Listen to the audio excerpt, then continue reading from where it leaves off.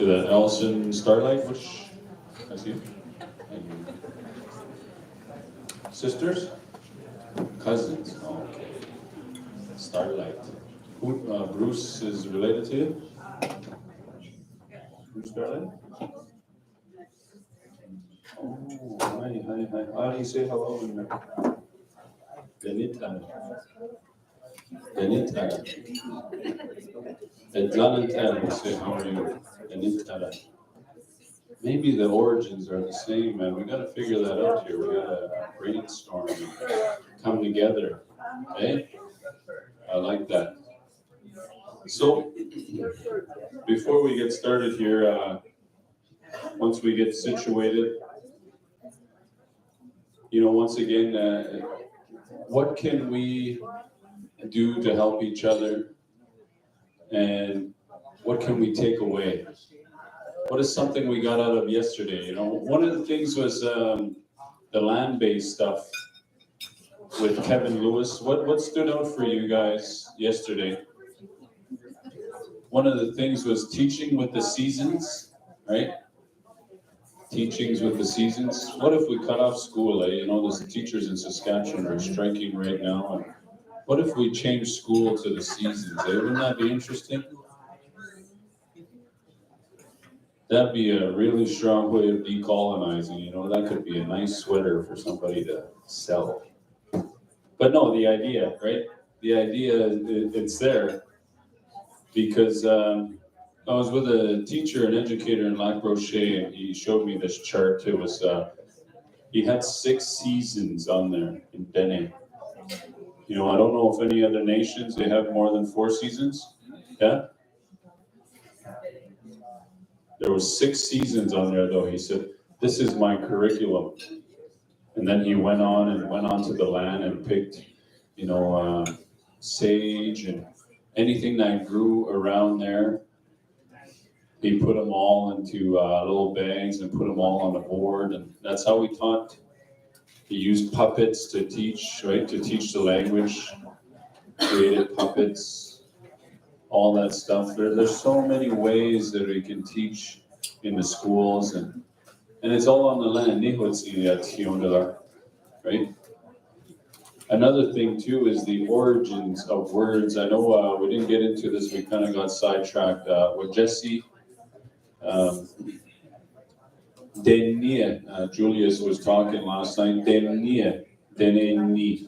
That's how we understood it. Deneni, Denia, right? Dene, person, ni.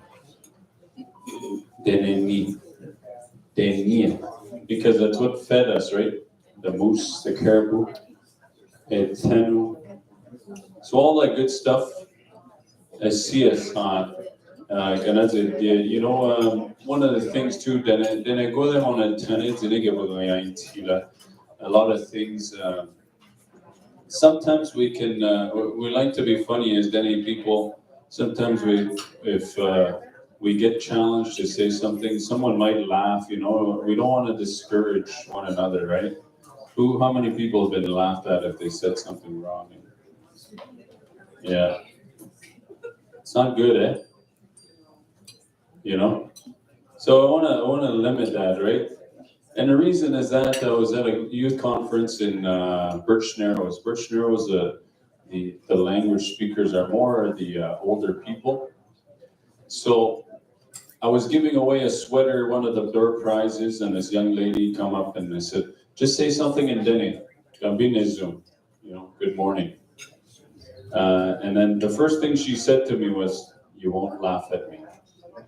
Right? We don't want to instill that in our young people, right? Whether Dene or Cree.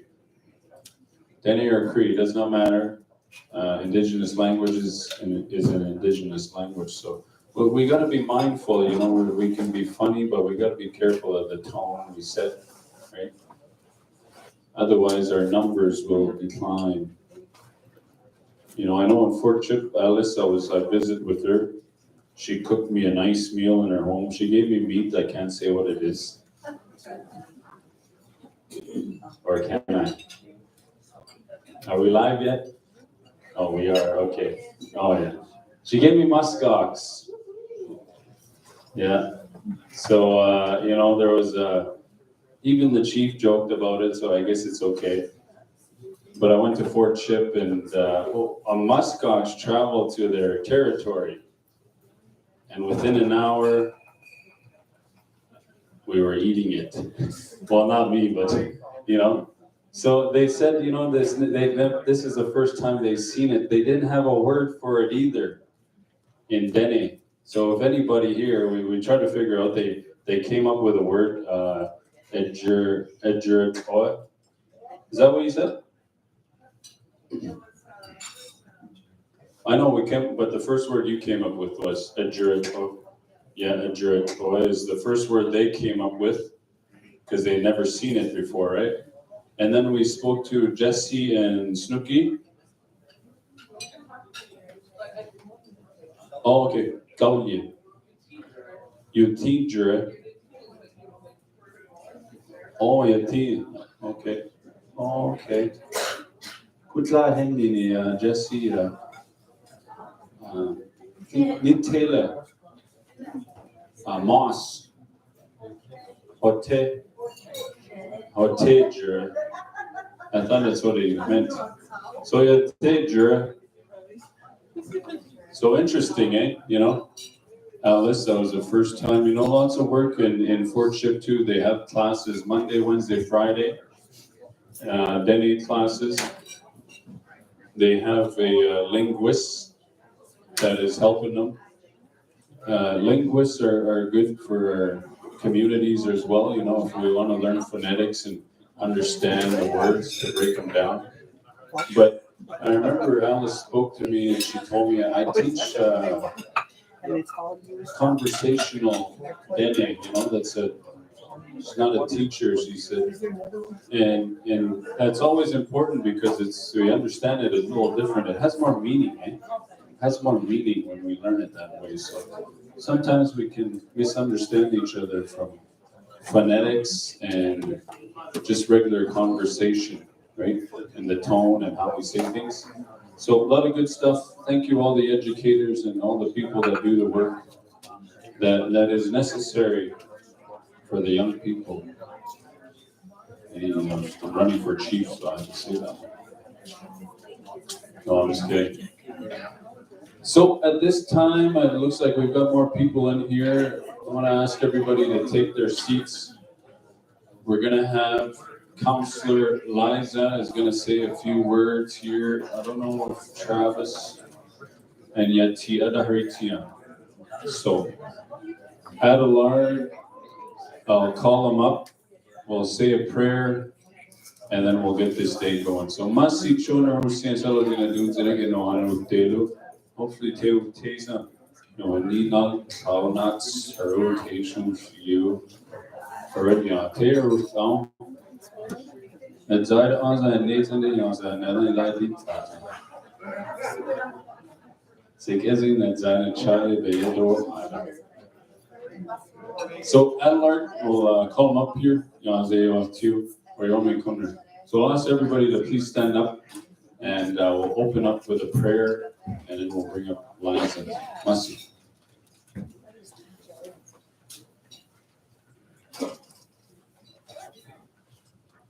Good morning, everybody.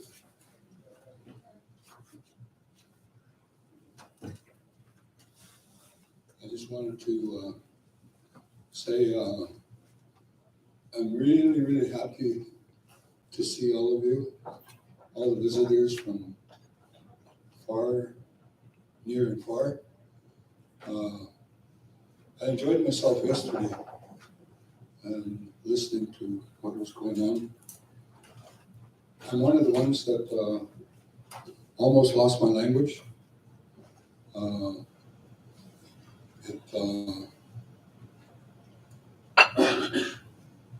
For me, it took many years just to finally understand and learning Dene all over again. And to whom I'm Seba Sontikilis. And I like to think that our language is falling asleep slowly. And if we don't do something to wake ourselves up, our language will go away. And it's happened in many, many different places. And it's happening here too.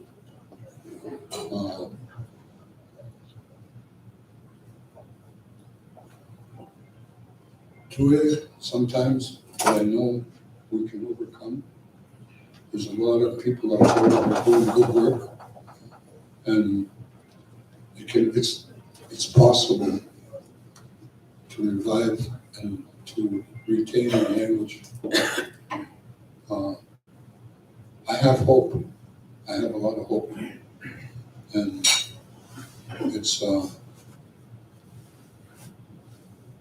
it's important to me, you know. And I always remember my grandparents and what they taught me and how they took care of me. And it's important for our children, grandchildren, great-grandchildren, and those that are coming. And I appreciate every one of you. You're doing good work. Makes me happy, you know. And keep it up. That's all I can say. Keep it up. Keep going. And I want to thank everyone that's been involved.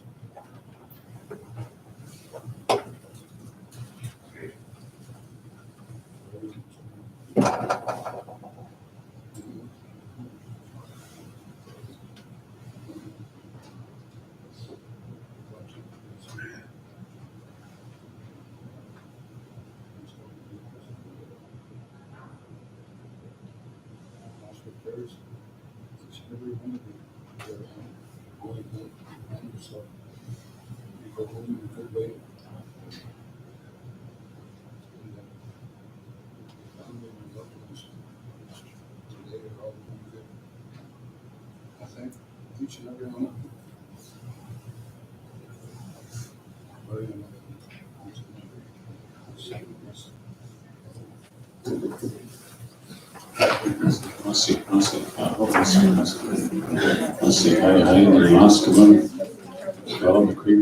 How do you say thank you? Ciscas? Ciscas, okay. Cool, good stuff. So at this time, I'm going to call upon Councillor Liza. She's going to say a few words here for us. And we'll move on to our first presenter. So, Mas.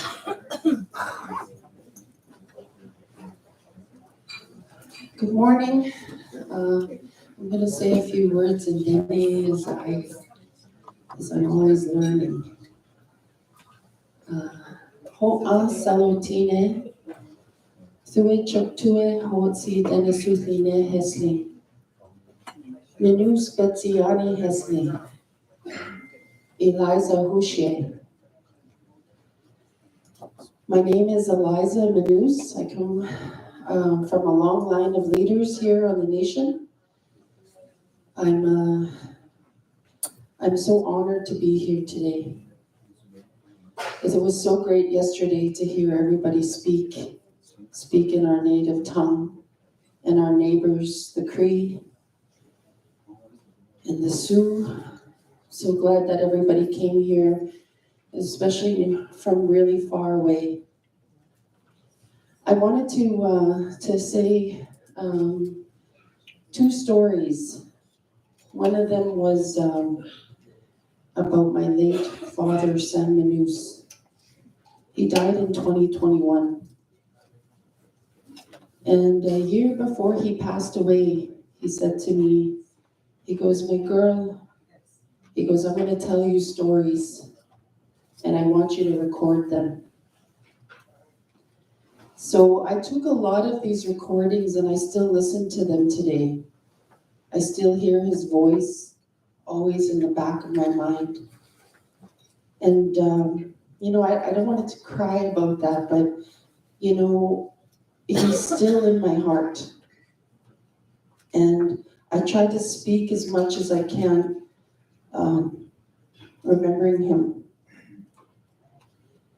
So that's one story that I wanted to share with you. Another one is, being immersed in our language. I have two children that come from Mexico, my two oldest children, and both of them never spoke a word of English when they first came here in 2019 and 2021. And when Leo first came here, my oldest son, he's 24 now, and Joyce, she came in 2021, and she's now 17 years old now. So when they first came here, they didn't speak a word of English. And Leo kind of makes me laugh now because he always tells a story where he says, he goes, Liza, Mom, he says, the first 3 months, even though you took me everywhere, you drove me to the city, you just kept on talking to me in English, and you never stopped. You said everything that was in the car, the steering wheel, the dashboard, the green grass, the snow, everywhere I went, I just kept on using my hands, my gestures, and trying to teach him English. And he learned. And now he's in college. He goes to Portage College here in town. He's in his 3rd year in business. If you're immersed into a language and somebody is speaking it to you every day, you're going to learn. And, my children are an example of that. And having speakers, Dene speakers, it's all at our fingertips. We have so much elders, well, I can't say so much. We have 70 speakers here in the nation. And, I just wish that we can be so immersed in it, like how I immersed my two children. And, and that's a dream of mine. When I first became a leader, that's one of the things that I wanted to instill in our nation is everybody to learn Dene. I go on apps, I listen to people, listen to my mom speaking because she's still alive. And I'm so glad that, I have her with us. So with that, I want to say thank you, Masi.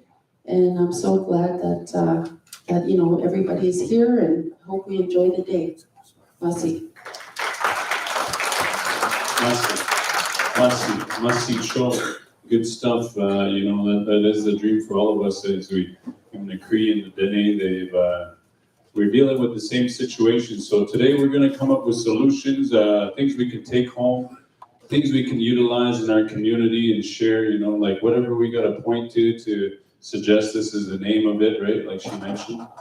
If a kid from Mexico can come up here, our own children can, there's no reason they cannot learn our language too. So, at this time, I've got a Melissa Scanny. Are you here? She just stepped out. Is that her? Yeah. Melissa Scanny? Please stand up. Will the real Melissa Scanny please stand up? We're going to sing her a happy birthday here before we get started. I'll start us off. Happy birthday to you. Happy birthday to you. Happy birthday, Melissa. Happy birthday to you.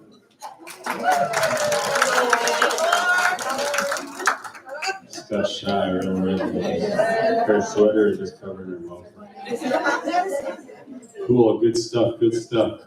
So at this time, ladies and gentlemen, I'm going to call upon our relatives from Tutina Nation of Tsingaratinga da Nohanin Dele, that Usi Ganat Desi no Boyet here, Pasek Ganat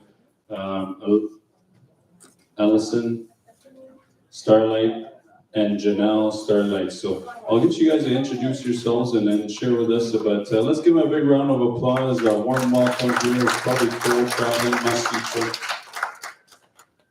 Serious, guys. The weather is terrible here. It's just fine. I'm a polar bear. Serious, guys. Oa tada na stara kujana gutukoi size alison susha ada oa size te when it ase tatus tutka oa ina meze that a she tik ada sutana gunaha na gust in tak e meta iasa oa ye sistata Janelle. Tatana Sara, Sizete, Saksa, Kua, Kaka, Oa, Size, Janelle, Crane, Starlight, Tare, Akia, Mita, Sizasa, Oa, Tsutina, Eskrata, Oa, Sina, Pearl, Crane, Oa, Mize, Satamar, Crane, Oa, Siso, Emily Hunter, Oa, Sisa, Victor Hunter, Oa, Mrs. Siso, Rose Cranata, Oa, Mrs. Sisa, Leonard Cranata.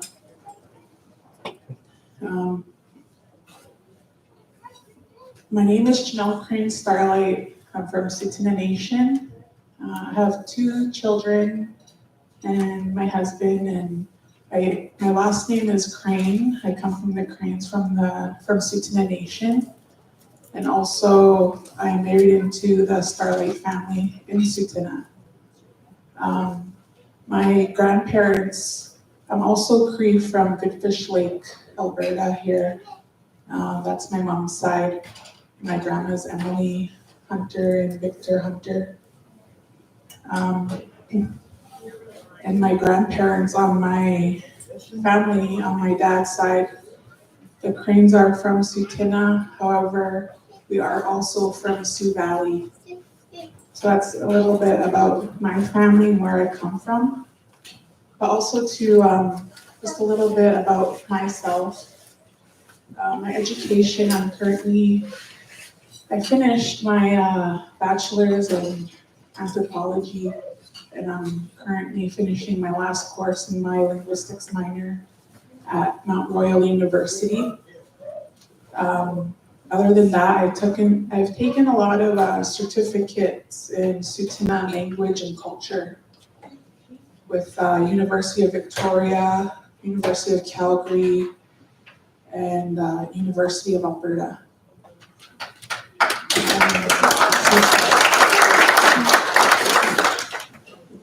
In my work here with Tsuut'ina Gunaha, I'm the Tsuut'ina Language and Culture Executive Director, former Director of Tsuut'ina Gunaha Nasa. I worked with the language program for 13 years, since I was like 21, 20. I started there, and it's been a journey, and it helped me to get where I am today, working with Nihik Gunaha, our language.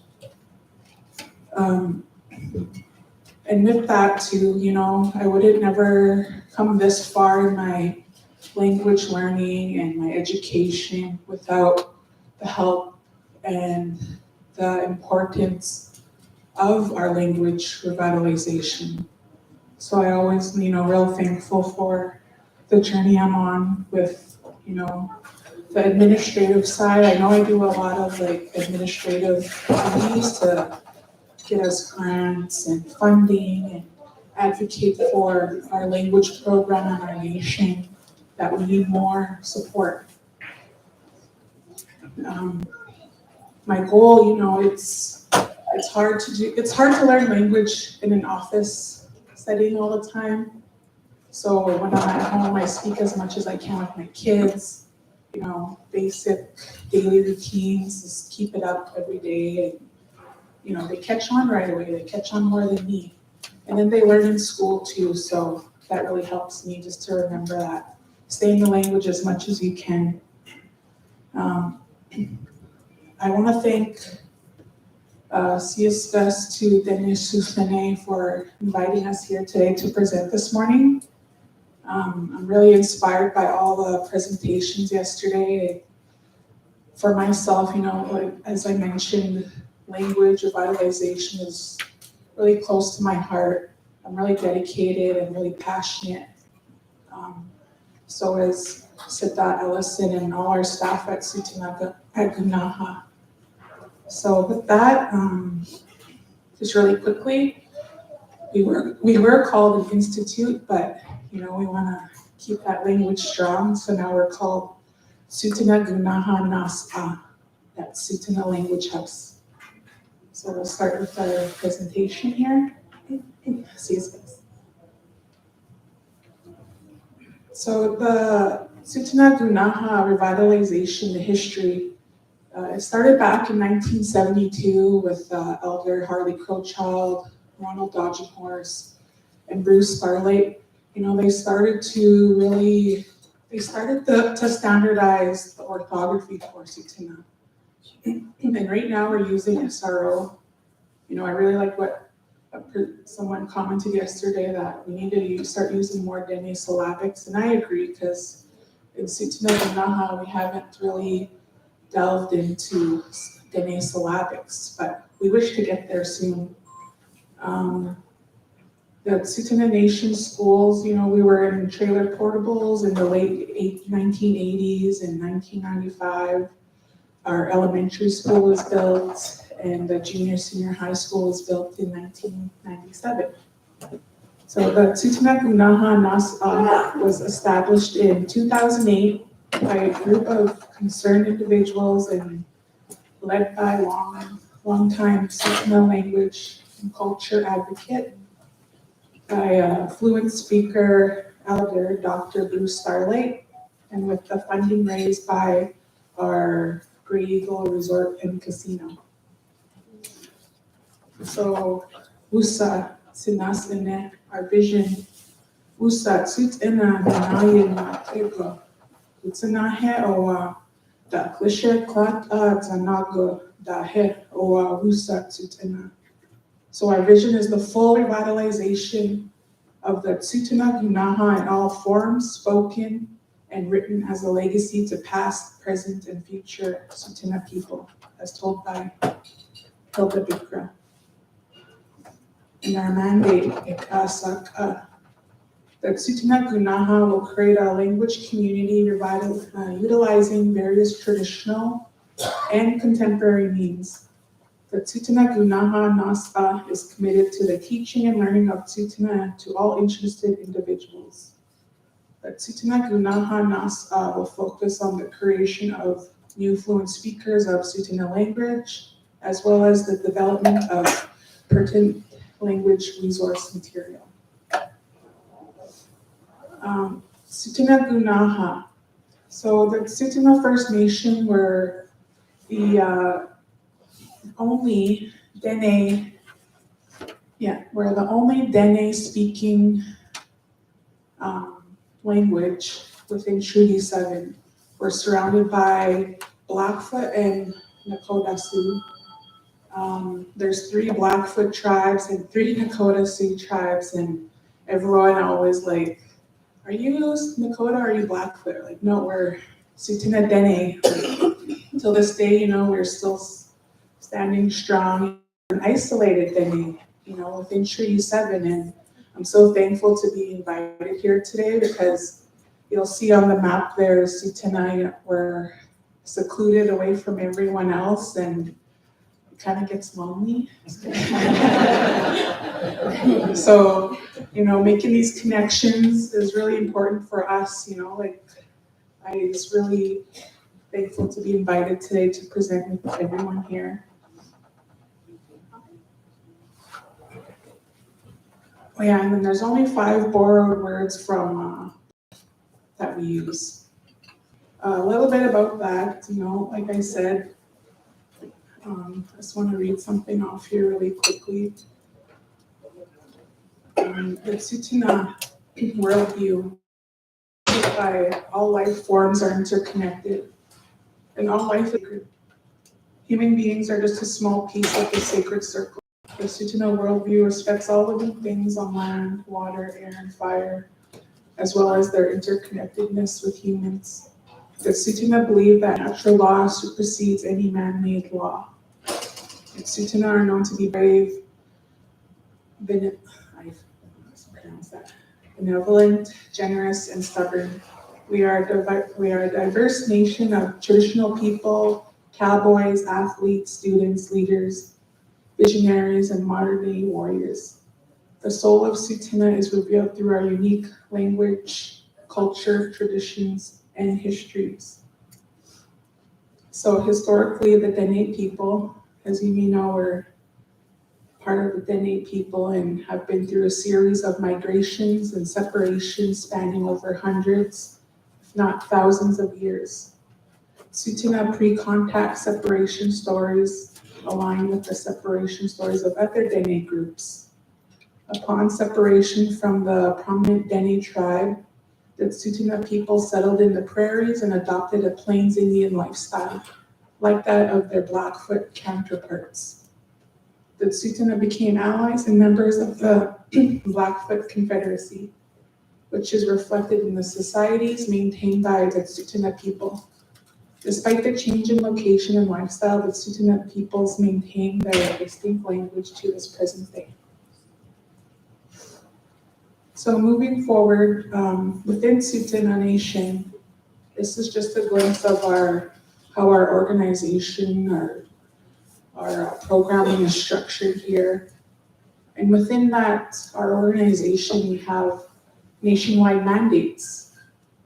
Our head chief and our minor chiefs, they, when they have a new term in our nation, they create a list of mandates that we need to, progress towards during that term and, really stick to our mandates. So number 2, nationwide mandate is Tsuut'ina language throughout administration. And that's what I was saying, like, I don't speak as much in the office. So right now we're gonna create that language domain, creating that environment in our office spaces, in our meetings, our daily routines at the office, answering phones. So next week we have our first training with our head chief and our minor chief. So we're gonna do that language domain and supporting them and our administration and senior management staff. And within our organization structure here, there's 7 portfolios. So I'm the ED for our language and culture portfolio, and within our portfolio, I have 5 mandates. Number 1 is streamline and improve engagement for Tsuut'ina language and culture programming. Number 2, implement the Tsuut'ina Official Language Act. Number 3, develop new Tsuut'ina language learners. Number 4, Tsuut'ina Language House. Number 5, graveyard expansion, cultural memorial areas protection and expansion plan.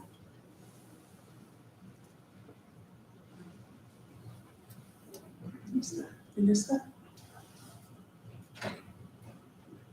Yes, guys. So just to kind of do a recap of my introduction. So my name is Ellison Starlight. My mom is here. She's actually Bruce Starlight's younger sister. So she was also with us in some of our language programs, as well as some of the courses that we actually took.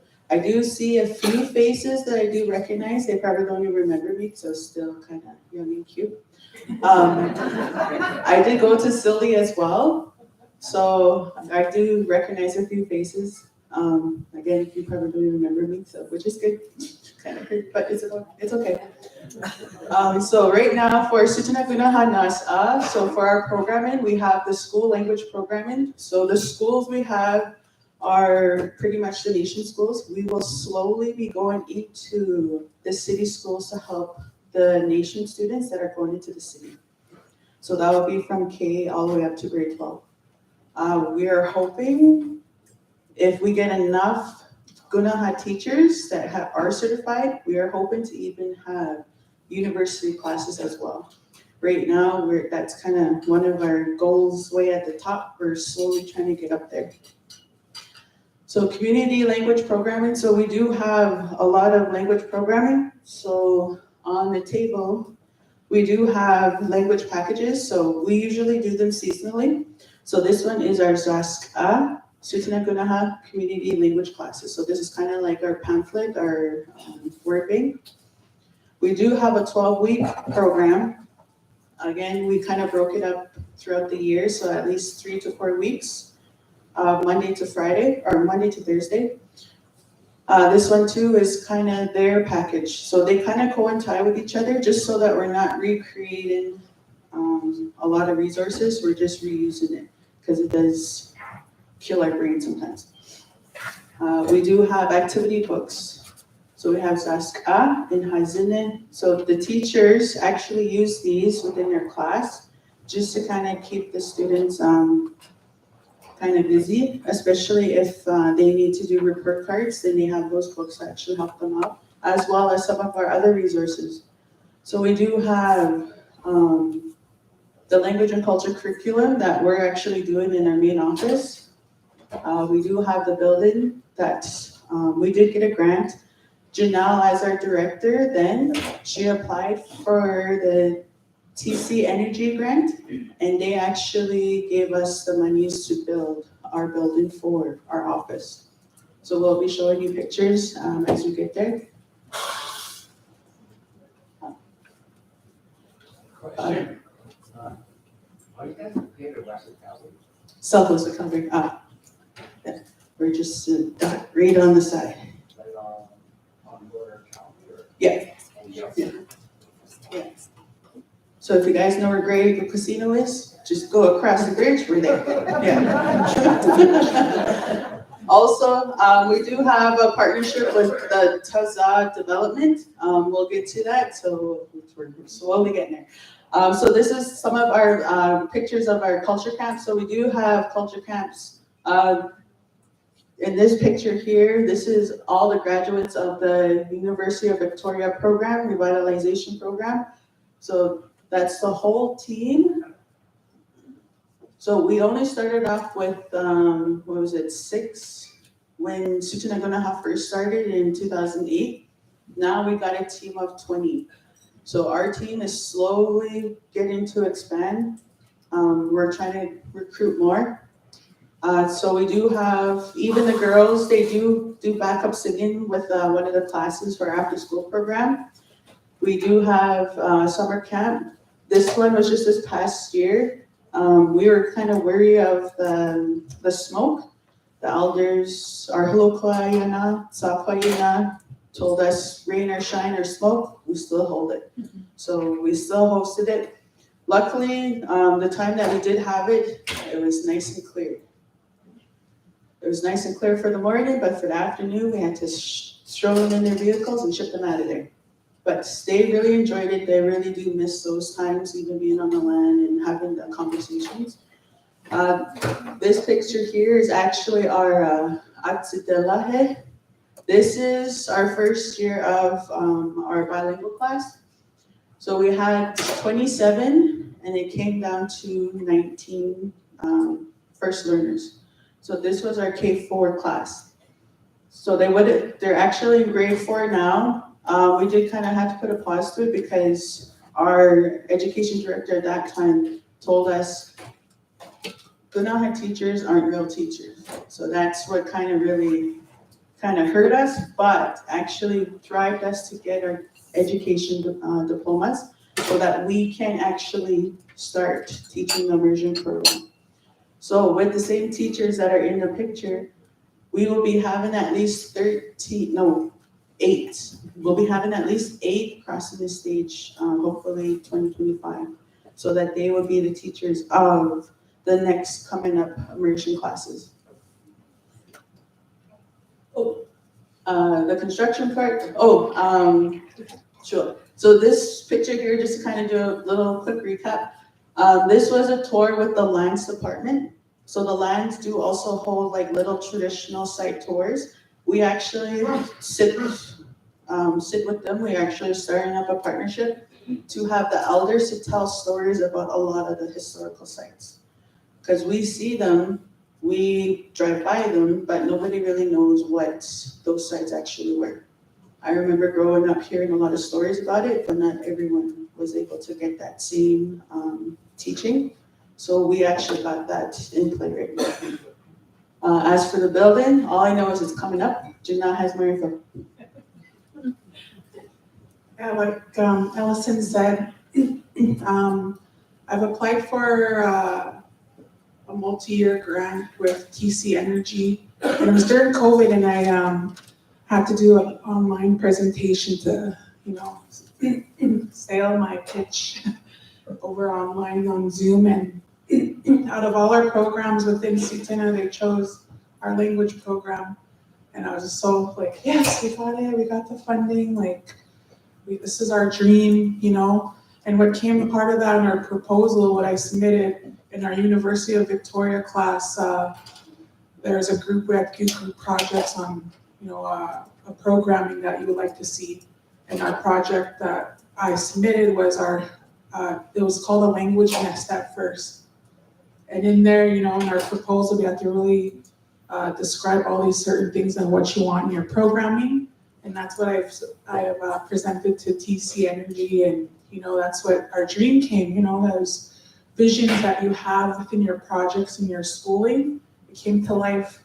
So when the construction will be built in October 2024, so we'll hopefully have a grand opening and we'll invite hopefully all of you and have a gathering there. We're gonna have a multi-purpose room there and we'll host up to I think 120 people in that purpose room in there. So, and right now it's right located at our Sutuna Cultural Museum. It's right there on that side, and this will be our Sutuna Gunahan Nassau. So we're excited for that.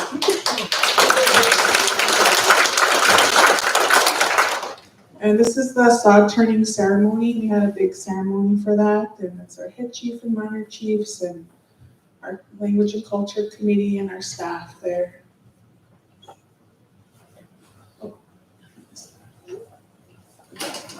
Yes, back to me.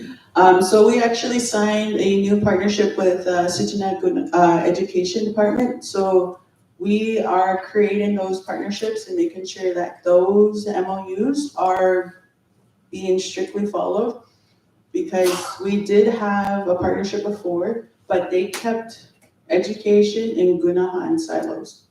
So they pretty much kept them separated. So the director Jonathan, he actually sat down, he's brand spanking new. He sat down with us, we had a break from the schools because we were doing our fluency.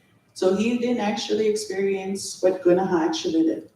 All that he kept getting told was, well, Gunaha does this, Gunaha does that, Gunaha does this, Gunaha does that. They do a lot of cultural programming, a lot of the language.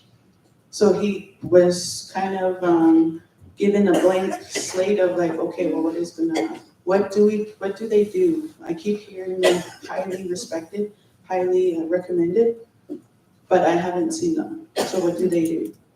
So as we started sitting down with him, and now the teachers are back in the schools this year with a new curriculum, so we're going to be showing that pretty soon.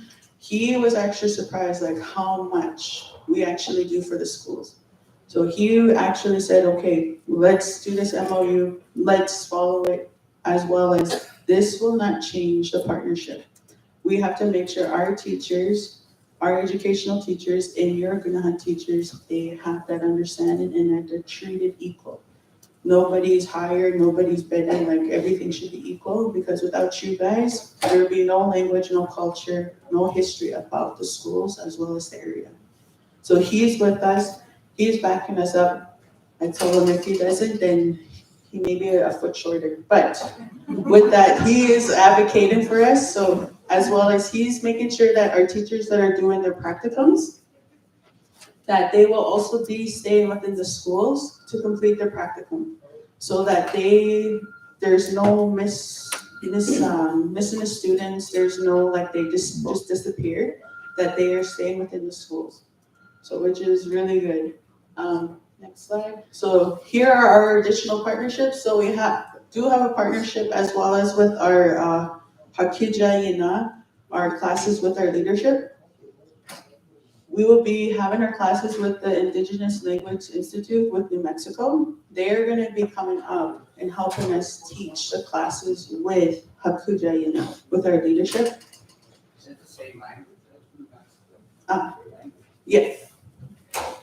Yeah, so that's like the way southern Dene. So that's the Apache Navajo. So they actually come up. They actually have I think they might have changed their number of teams. I think it was 10, and then it might have got changed to 15. They haven't quite give us that number yet. And population of your nation is Our nation, 2,400, and growing. Yeah. So our schools, it was pretty small for a school. So just for elementary in 95, it fit K4 all the way to grade 6, and it's very tiny. And then as for high school, junior, senior high school, it fit grade 7 all the way up to grade 12. Now our population really expanded, so now we had to add an extension for Head Start. We have 3 K5s all the way up to grade 3. So we have 3 classes of each, and that's 25 students in each. So that the population is expanding. Our middle school has grade 4 all the way up to grade 8. So they have 3 grade 4 classes there. Our high school class, it's separate, is actually from grade 9 to grade 12. And that there too, they have 3 classes each. So from 96 to now, our population has really expanded. And we do have a lot of students from other nations also coming out as well. And they're surprised on how they were easily to pick up Sutuna, Punaha, then they did their own. So I told them that with their language learning from what we taught them can easily help them learn their own. Because we kind of broke it down into little pieces and then put it back together like a puzzle. They're able to do the same with their language. So if they were able to know at least 2 languages, then they will be able to easily learn a 3rd one, then soon a 4th, then soon a 5th. Because with with my mom, her grandma, she actually knew 5 languages, all fluently. And that was in the early 1800s era. So if they actually were able to learn the 5 languages without any fight, accepting it, as well as easily to converse with all the other tribes, we should also have that mindset too. So even if we come up here, we do kind of hear some of the similarities of some of your words. We're like, oh, we know that one. Wait, we don't know that one. Wait, we know that one. Wait, no, we don't know that one. Okay, so we did host the 2019 Dene conference before COVID. We did also present there with 2 of our Gunaha teachers. They did do a song. If you did attend that meeting with Janelle and the 2 girls, that song was all within the language. So we actually created that song. So we're also trying to converse some of the language within songs, because since Dene as well as Sutuna is very musical. So we're trying to put the language to music, just so that it kind of helps the students to kind of help them. So it does really benefit with that. So back onto this, sorry guys. We also have the University of Victoria, University of Alberta, so SILDI, we were with that. The Teza Development, so Teza Development, they are partnering up with us to have the Sutuna language to be put into a lot of the businesses that are being built in the plaza. So we have a Costco, you can use your status card to pick the tax up. We have a KFC, so even there too, you can use your tax. We got a Dollarama there too, you can use your tax. I feel like we're mostly promoting Teza than we are with our program. Sorry. As well as the land, so early child care, the Head Start daycare, Sutuna daycare, we are also doing a partnership with them so that we can start creating a basic language program for the daycare caregivers, the Head Start teachers, as well as prenatal. So that can, because that's where language starts is in the home. So that's what we're also creating. So we have home, daycare, schools, home again, community, and then home again, as well as leadership. So we're trying to hit all those pillars. We're trying to hit all those goals. Youth, our next partnerships would be the youth program, Healthy Living, Health Center, Recreation, and Telespark and Calgary Zoo. So they actually reached out to us. So I'm gonna be having a meeting with them next week. So we'll keep you guys updated if it works. If not, we'll see what we can do. So the next one. Sorry, just really quickly on the Taza development, our economic development. It's, if you come down to Tsuut'ina Nation, you'll see a lot of development going on around our nation. And right now we have shops at Buffalo Run, which include Costco. And all in those shops, and we're just starting, like Ellison said, we have a Taza Advisory Language and Culture Committee going with fluent speakers and our staff there. And within that, our importance that we want to start is Tsuut'ina language and culture training, not just for our people, but for those people who work in those businesses, to making sure that they greet us in Tsuut'ina and they know the basic history of our culture as well. So we want to make sure that's instilled in their orientation, whatever they do with Tim Hortons or whoever that businesses pop up there. So that's what we're implementing, and it's coming up in the next year.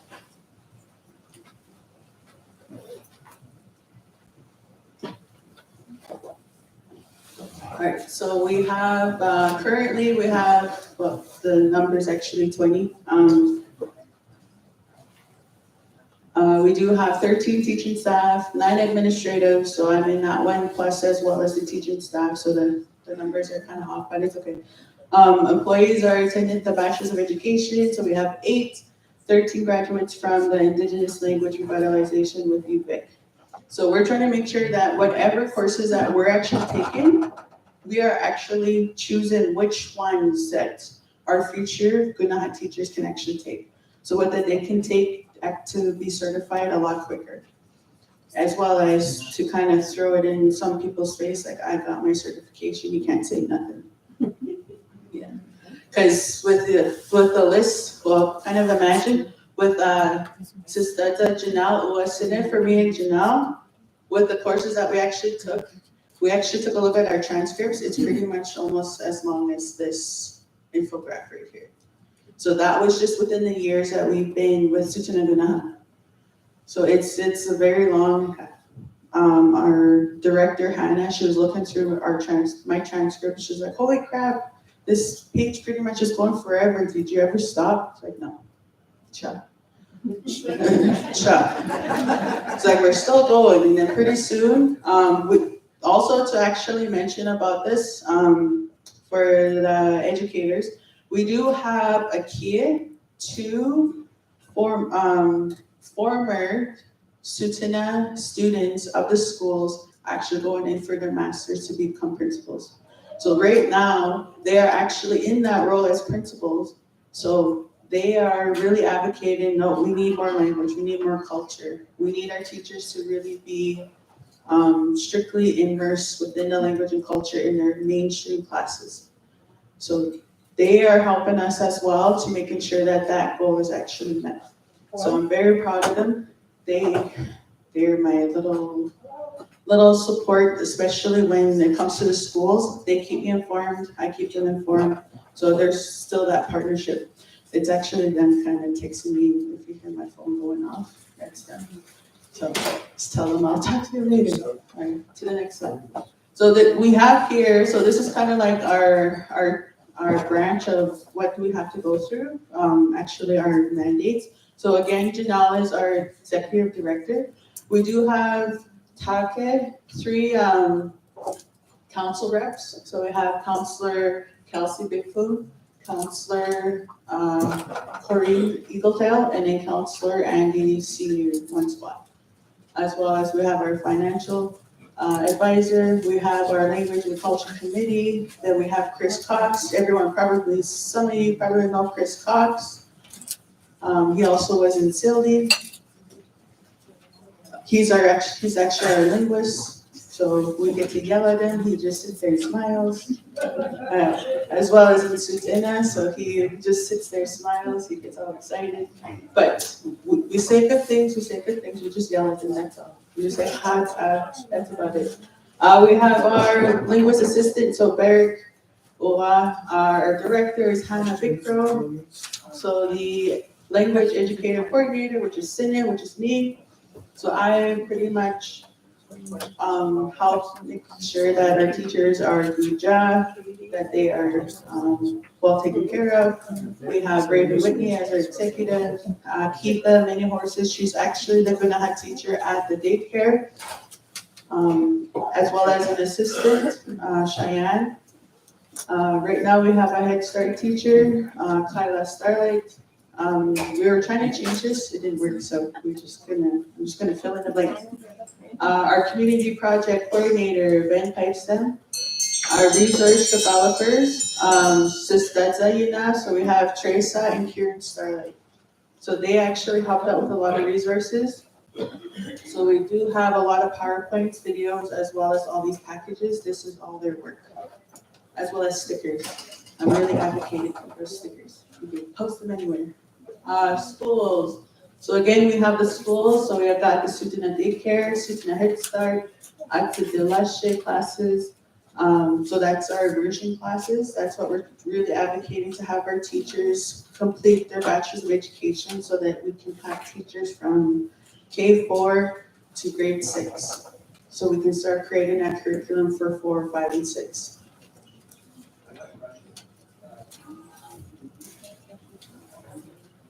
Because your mission asks me, actually change your language. Mhm.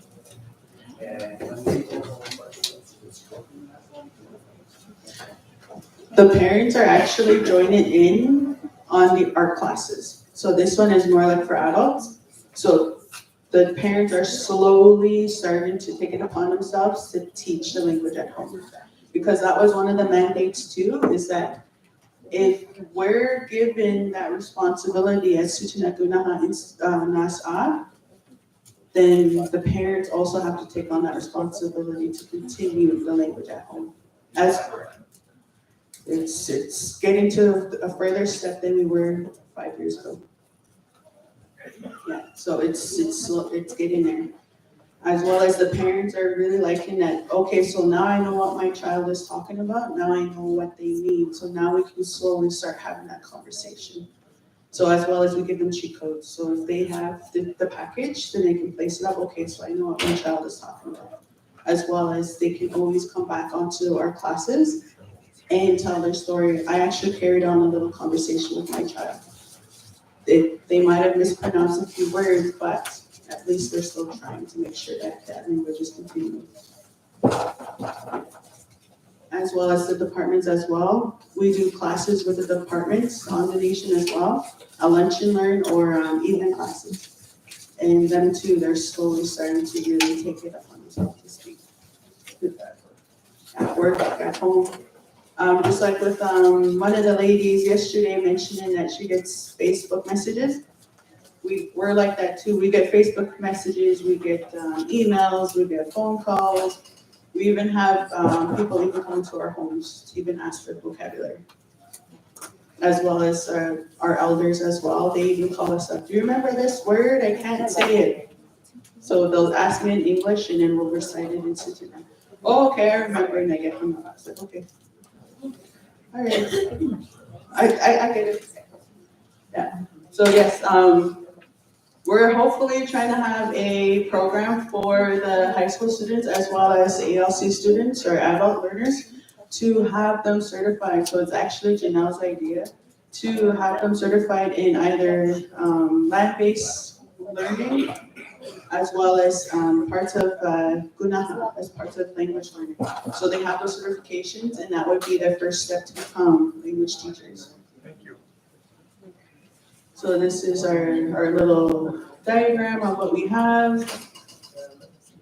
So it pretty much hits everywhere in all the community, the schools. Again, we're trying to get our foot into the door with the city. We just need to find out how many students and where they're located.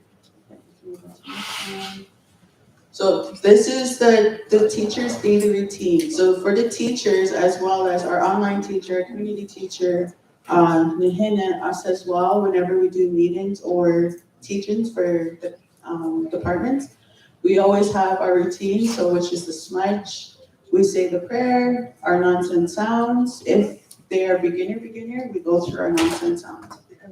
We do a little bit of greeting, introduction of the vocabulary, the lesson, and then the ending prayer. So with this little routine, it would actually be broken up for at least 3 or 4 days. But it's still what we continue to use from any language delivery that we actually have. As well as we had a copy of our period. Curriculum development. This has been driving us crazy, but we've been having lots of fun with it. We're actually doing a lot of our, we actually asked the teachers, okay, so what was it that we actually all do in January? Let's write it all out, all the way to June. So with all the information that we gathered, we just looked at them and start piecing them together into a certain month. So we do have land-based, we do have culture camp, we do have horse teachings. So those that have horses, we do have teachings with horses. We do have, as well as the hunting. We're slowly starting to get that partnership with our buffalo paddock. So with Clayton Whitney, he actually hosts the buffalo roundup, so the students can see that they get their vaccinations, they're tagged, which ones that they're going to be trading off for another herd, as well as they also kind of do a hunt only for those students as well as teachers that are able to, as well as not so fidgety around seeing blood and everything. So just kind of get a little gory there, sorry guys. But yes, so just so that they're actually ready and prepared, and all that meat actually gets distributed to the elders as well as the families, so that they can start coming back to eating wild meat. Because since we're so close to the city, they can just jump in a vehicle, go to McDonald's, there you go. For my Yeah. presentation, yeah. Yeah, so actually, right before holidays, we actually sponsored 4 families. So Sutunekonaha also, we put money together to sponsor some families that are can't really make ends meet. So some actually donate their turkey, their ham, their gift cards, with a little bit of cash. We divided it up. So we actually managed to sponsor 4 families this year.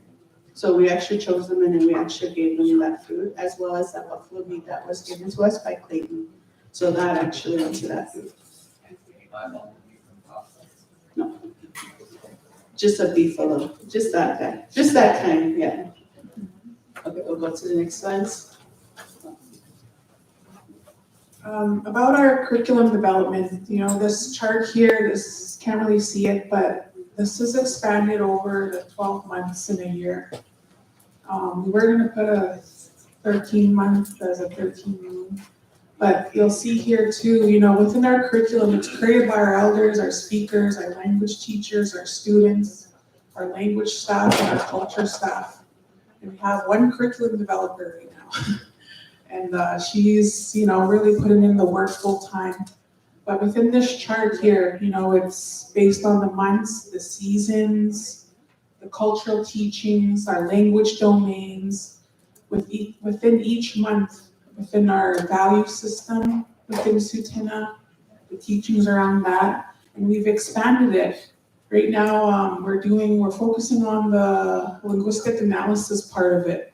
When we break it down, when we really break down the language and we, like Ellison said, the nonsense sounds, the phonology, the morphology, the morphemes within that.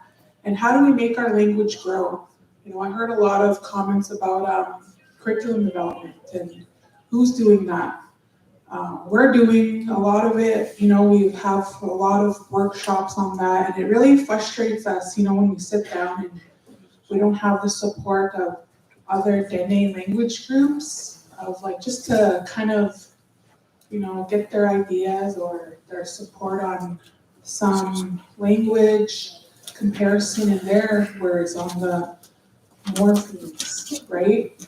So what I mean by language growing, from daycare, Head Start, we start at a small, we call it the baby language, right? And we grow it all the way to adult. So that's how we broken up our linguistic analysis on how making our language grow. So we didn't have that in our curriculum a couple of years ago, but that's our focus now. We're building up our word banks, and it's kind of, it's a lot for us. It really picks our brain, and I really want to hear what other communities are doing and other nations with their curriculums, and hopefully we could support each other in this, because it is a lot of work, right? And I'm so proud of where we've come this far, and we're hoping to launch it in the new school year, 2024-25. And that's our goal. And our education department really supports us.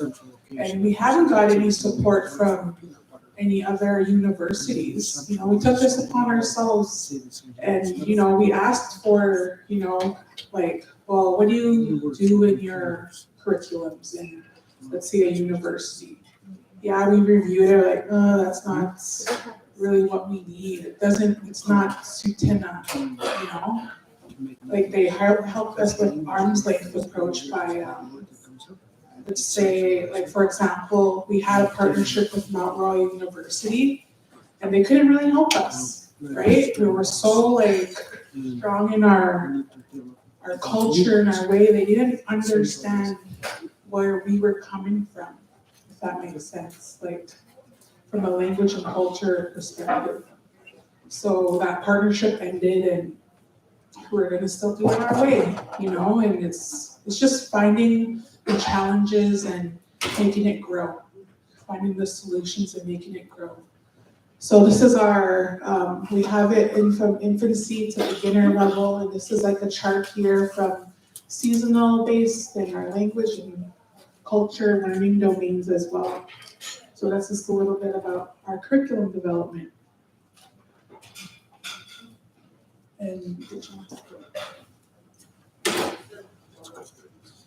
and this is like what I mean by the expanding of our curriculum. This is what's broken down to it. Cultural teachings, environmental education study, our genealogy, leadership, traditional crafts, topics of study, pedagogy, and student-teacher connect.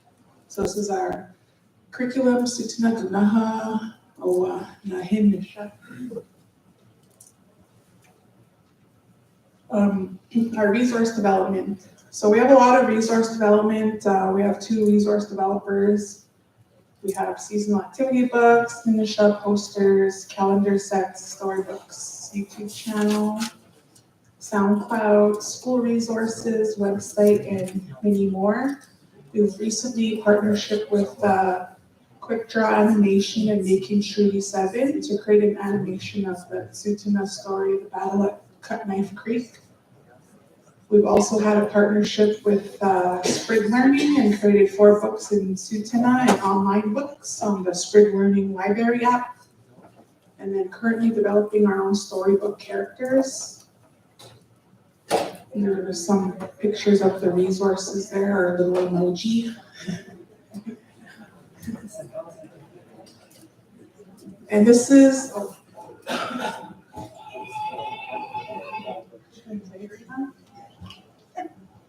a clipping of the Battle at Cut Knife Creek with Making Trudy 7. This is just a short clipping from my phone. We don't have an actual copy of it yet. It hasn't been distributed yet. And we have books for it. Just a little bit about that before I show this. We attended an animation, premiere, and it was an animation festival out of 113 animations. You can't see the pictures here, but we won a jury award for this animation.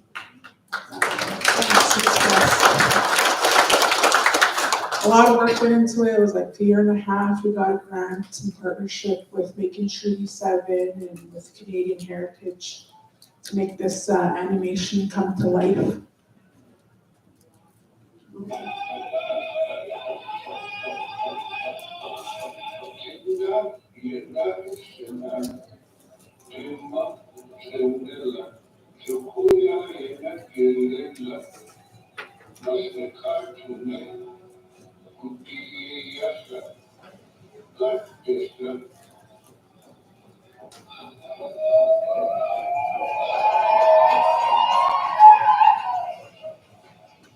And that was at the animation festival. It was in the theater. It was so cool.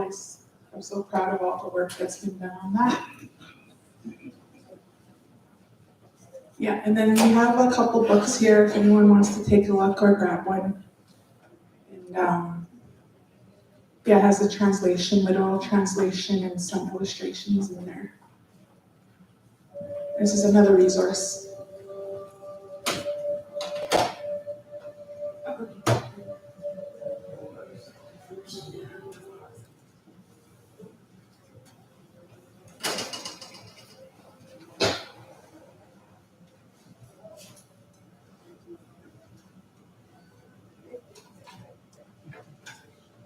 Slippery.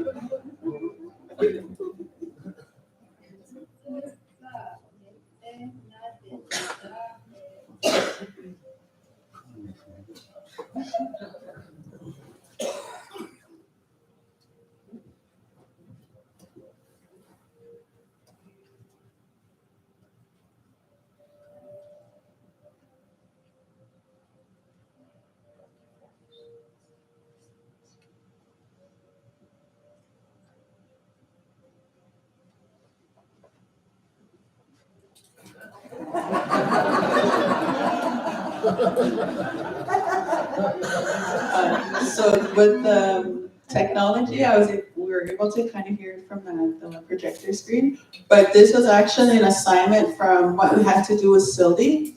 So we had our staff actually broken up into a few groups, and we had to take a story.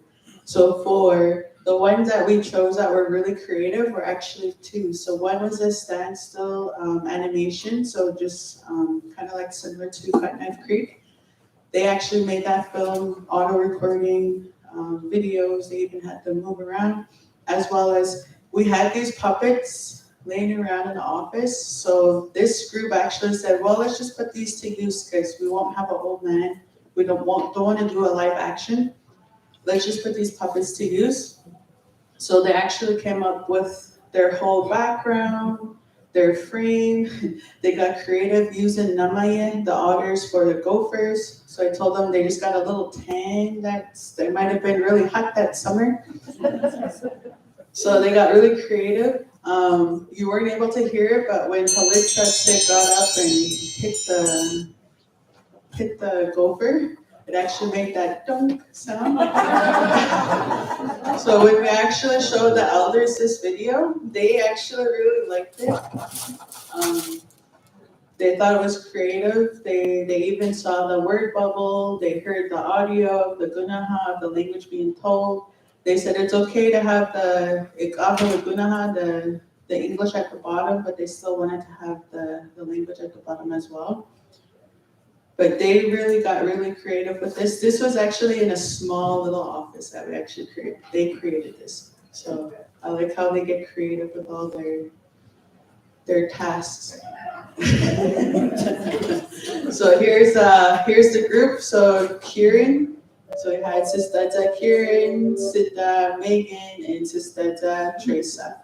So we have a curriculum developer, the acting principal in Chilla Elementary, and then we have the curriculum developer. So they actually put their brains, or resources, yeah. So they put their brains together, and that's what they created. You don't see his face, huh? Well, he was in the other ones. We'll get to that. So pretty much all of you probably know him. You guys recognize the name. So our former language commissioner, Dr. Bruce Starlight. So also known as Bruce Starlight. So he actually got his doctorate in law, so now we have to call him Dr. Bruce Starlight. He's like, I like that name. I said, okay. He said, now I'm a doctor. Now you have to put that in all my titles now. It has to be Dr. Bruce Starlight. So okay. I told, but you're forgetting one more. He said, which one? I said, the first. Because we have Taka, we have 3 of them. Actually 4, but the third one doesn't quite want to be known as the third. So we have Bruce Starlight the first, which is our elder. Bruce Starlight the second, which helps us with a lot of our land-based learning. Bruce Starlight the third, he's actually a high school teacher in our high school. So whenever somebody says, oh, Bruce Starlight, then they're all like, which one? We have 1, 2, 3. They're like, one of them. How many Bruces do you have? Well, we have 4, but really only 3 actually use 1, 2, 3. Okay. You can. Oh, I guess it didn't quite come up, but he was our language commissioner. So anything that came to our office, so anything of language that was going to be delivered or distributed within the departments, we had to draft it out, send it to him. He would look it over as well as breaking down the vocabulary. So it would actually be the literal translation and the free translation. So if you take a look in our Cut Knife Creek book, you can actually see that. So it had the Tsuut'ina word, tone, sentence structure, literal translation, and the full translation. So that's what he did. As well as he's still with us. He's still helping us out. I spam him with a bunch of emails because he's like, "You're not keeping me busy." So careful what you ask for. Send him at least 10 emails. I don't want to be that busy. Well, told you, careful what you ask for. So a lot of departments still ask for him. He does do a lot of programming. Right now, he's actually in Saskatoon with Chris at that language symposium. So he's over there. Yeah, he's over there. So he's the one making it snow over there. So we can blame him for that. So what he's actually doing right now, some of the projects. So he's doing a podcast, grammar handbook. So we're actually using that grammar guide to use within the schools, as well as our Gunaha teachers, so that they can kind of get that little linguistic terminology in case they need, any student wants to challenge them with asking any questions. Grant partnership with U of A, he's still doing that. Tools of Tsuut'ina and ongoing translations, yes, he's still doing that. Even when we're actually doing translations, we still have to go through him, so even for the sentence structure and making sure it's suited. If we get a nod with Guja, then we know we're on the right track, or if we get a squint, we know we're in trouble. So we've got to be very careful. But he really did enjoy the video, so that was what we were kind of worried about. But he gave us our blessing, so we're going to make sure that's actually distributed. As well as we're having more Tsuut'ina stories. So we're going to have them more for the age levels. This spring, Bruce really worked on, it's called Isu Ane, or stories he retold by his by Ina Bessie in partnership with the Regina Press. So we'll get those published books soon in the spring. A little bit about community language programming, and we mentioned before, like right now we have a 12-week program called Reclaiming My Tsutana Kunaha or Nahinisha. And that's Monday to Thursday, 9 to 12 every day. There's 30 students in there, and then within that they get an incentive, they get a living allowance for that. Whoever doesn't work, or if they're employed or not employed, the non-employed ones get that living allowance, so it's like they look forward to it every day. We have community language evening classes, lunch and learn workshops, speaker socials with our Kunaha staff and our elders. And as we mentioned before, networking with programming, community programs and external programs, and then community language engagement, social media, and we have a Kunaha Awareness Week we have in October. Here we have fluent speaker socials, like I've mentioned, and our mentor apprentice. That's where we spend a lot of the time with our fluent speakers. I just want to say we have 17 fluent speakers in Tsutana, and it's really scary, right? And every time I think about it, it's just like you gotta push harder. You gotta dedicate more time. And with our staff now, we have a staff of all young mothers. We have one male, 2 males, and their parents too. And we're all second language learners in the program. I don't think we mentioned that. And our fluent speakers, they're on our committee. And within these our speaker socials and our mentor apprentice, we take the time out of our 8 to 4 job to go sit with them at their home to learn on the weekends or the evenings. And we make time too in our 8 to 4 to have a lunch or a morning or afternoon to spend with them. So we have to make sure that we still learn language day to day with them as much as we can. Like I said, we have a language and culture committee. This is some pictures of them. We have 6 fluent speakers on our committee. We have 1 chairman, 1 administrator, our 3 minor chiefs, our Kunaha director, our education director, and myself. We meet bi-weekly or on a request basis. This committee is really busy within our nation.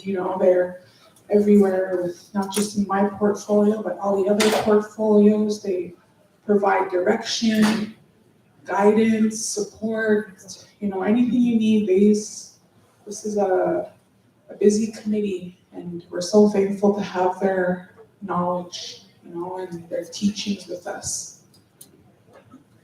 And one of the projects, like our Language Act, it's a lot for them. They sit in those drafting sessions and they provide advice. They're like, what's a language act? So it's just like, those questions can support them to recognize those projects moving forward. And I'm just so proud of them and thankful for our language and culture committee to advise us and support us along every step of the way. Our fluency development, like Allison said, last year we weren't in the schools, we weren't teaching in the schools or the community. And this is where I said we have 17 fluent speakers left. We have to take that time to focus on our language learning. We took ourselves out of our regular programming. As you see, we must be really busy, and we are, just to focus on our language learning. This is what we did last year. And we took a lot of trainings, with University of Alberta, but we made it our own. We didn't have them to tell us what to learn. We wanted to make it our own, what we needed as second language learners to understand more and to speak more. So that's what we did last year. And if we were to do it again, it's going to be hard because, like I said, our fluent speakers it's critical and it's limited. So just making those ways to learn more language is important for us and our families and our community. That concludes our presentation, but I wanted to say I really thought about Melissa's question, how are we going to keep the momentum going from here? I was really thinking about it, and I talked with Bruce Scarlett about it too, from our last Dene gathering. And I really think as Dene language programs and what the work we do in our communities, we should establish an advisory committee or some sort of board or committee within our Dene languages. You know, we need to meet not just once a year, maybe 4 times a year. You know, there's a lot of, maybe you heard about the First Peoples Cultural Council in BC, but what about us here in Alberta or Saskatchewan or, you know, like they have a lot of funding opportunities over there just for BC, but what about us, you know? So if we, you know, I really want to take this going forward and I wanted to present it to here today with everyone that we should make that our own, you know, let's start that. We need to start advocating for our Dene languages here in Alberta and Saskatchewan and further up north too, right? Let's get some more funding out there. You know, the Canadian heritage, I know I mentioned a lot of grants and it's hard, you know, writing our proposals and having them reject us sometimes. Like, just give us our funding for our language, you know, we need to advocate those on a federal government level, right? And they should just be giving it to us, you know, like I know they're in like AFN or something, they were advocating that, okay, well, we'll distribute evenly. Like, no, we should really go down to like, well, these guys only have 3 fluent speakers and these guys are not, you know, like fully developed over here, or they need more support here, right? There's all of that's being dismissed in those bigger meetings that we need to go there and advocate for our languages, and our Dene languages. So I hope, you know, that's just really making me think that all coming together here today, I want to push for that. I hope we could start something like that, you know, meet online 4 times a year and start something, you know, start a partnership agreement with all of us here and move forward and together and fight for that. Because we do need a lot of support here. So that's where I want to end off. Do you want to say anything in closing?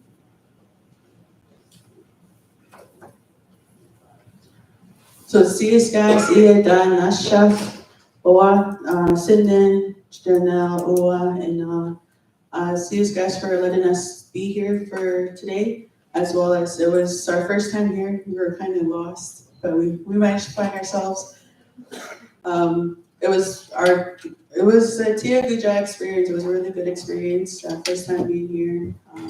Everyone was friendly, as well as for trying to get the new learners, even just have them spend the day with you, have coffee, just tell stories. It does really help, as well as it kind of gets the student or the learner interested. And then soon enough, you'll have an apprentice. Soon enough, then you'll have a teacher. Soon enough, then you'll have pretty much ducklings right behind you, following you everywhere. We still have a lot of ducklings, so that's why I was like, I'm going to Cold Lake. I'm going to leave the ducklings at home, so. But yes, we do have a lot of former, actually, some of the Gunahat teachers, they're actually my former students. So there's Sinya, Uwa, Kirsten, Sita, Kirsten, me and Kirsten. We've been the Gunahat teachers. We're the only 2 when we started. And then now we have a team of 13. So with those, we trained those Gunahat teachers, and then they saw the interest. So, okay, well, we want to learn, we want to teach.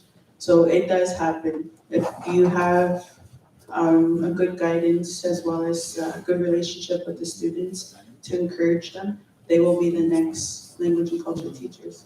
As well as if they will become in education, they'll either be that mainstream teacher teaching the language or the administrator.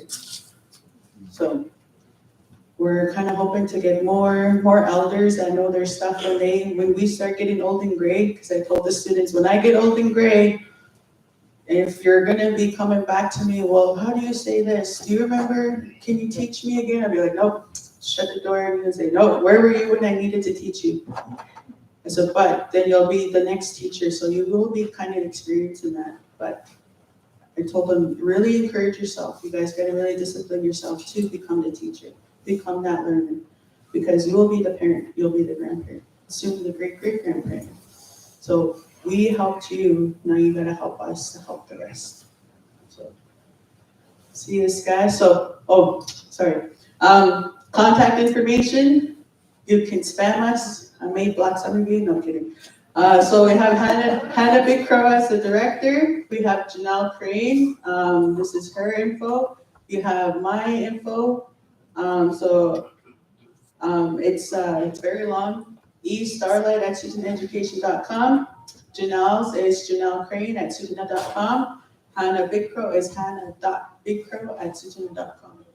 Our phone numbers, our email, we do have, website, so susanagunahainstitute.com. We will be soon changing institute, we're just trying to figure that out, as well as we're on Facebook, Instagram and YouTube. Ooh. I think that's it with our promotion, with advocating all these social medias. Pretty soon there'll be a TikTok, maybe. Just keep an eye out. So see us guys, sit enough.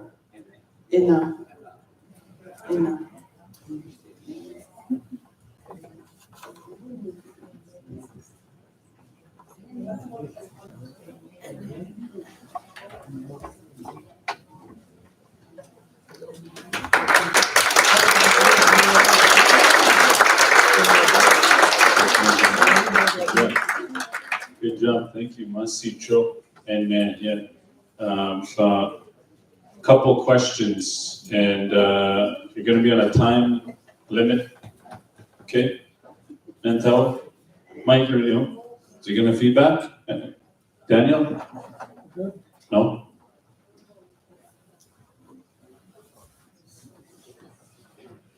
Senior John, I'm very happy that you're here. No, hello, Tina. So Tina. No, ya kids out in Beaver people. You know, I know for sure that's no need that's how we speak. Anyway, I'm very impressed with your presentation. I've been to Sotina. We were there one day in I think between 1990 and 1999, and we were invited over there for a gathering, then a gathering, and we had the Apache dancers there, and then later on my little grandson, he's passed away now. He graduated from Head Start there at Sophie. They were living in Calgary. Now, my granddaughter and her daughter, they made him a little grass dance outfit for him when he graduated from Head Start. It was so cute, these little kids. Anyway, we went to your classroom, one of the classrooms, I was so impressed.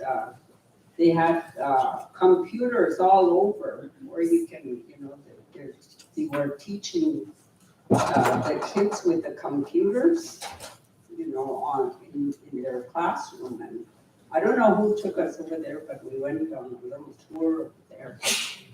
And I was fortunate enough to also to go to New Mexico when the computers came out and they were teaching our Venezuelan to use computers at work, at schools.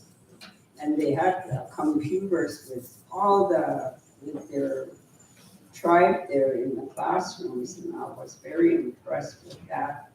That was between 90 and 93, 90s when I went over there. So I'm one of the fluent speakers here in Venezuela. And my mom and dad, they made sure that we spoke our language at home, even though we came back from school.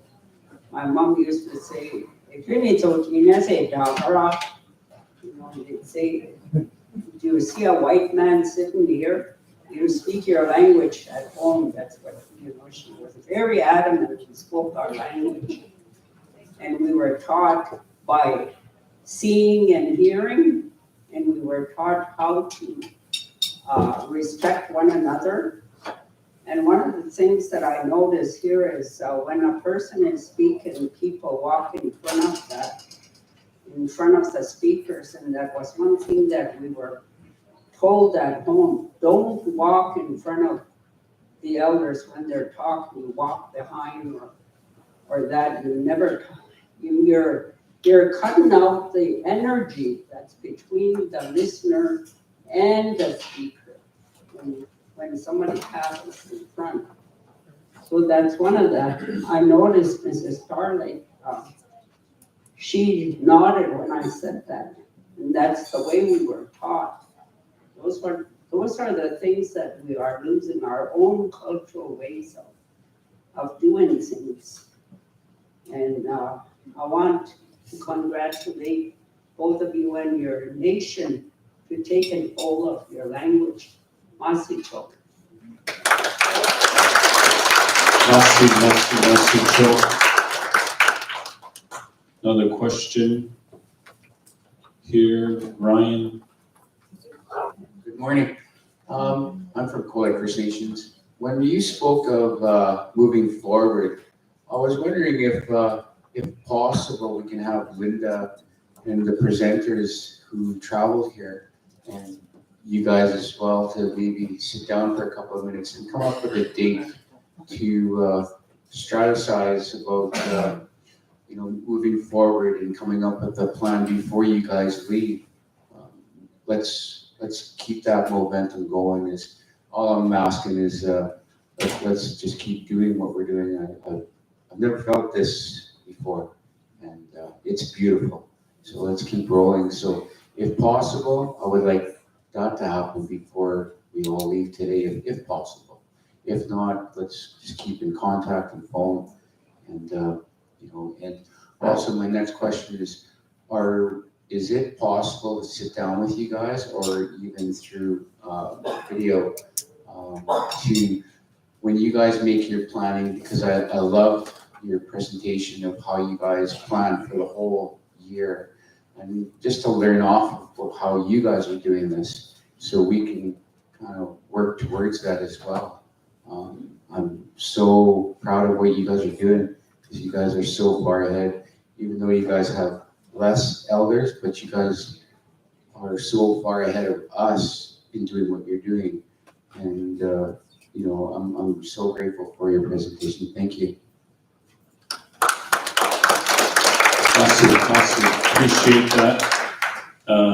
You want to answer? Very good. I think it's more of a comment. Okay.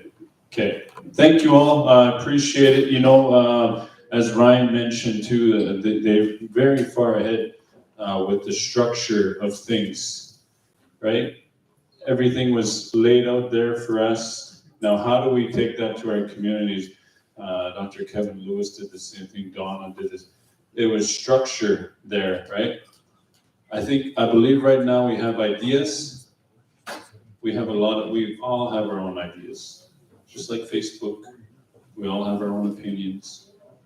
Now, how do we build a structure, right? As Ryan mentioned, how do we get the help from in a nation? I had Brent Dodging Horse when he was in council. I had him on my podcast, and I remember how I think they have two council members for each portfolio is how they structure. They've got about 12 in leadership, I think.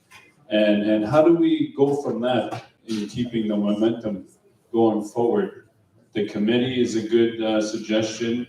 So get each other's contact information. I believe they are leaving.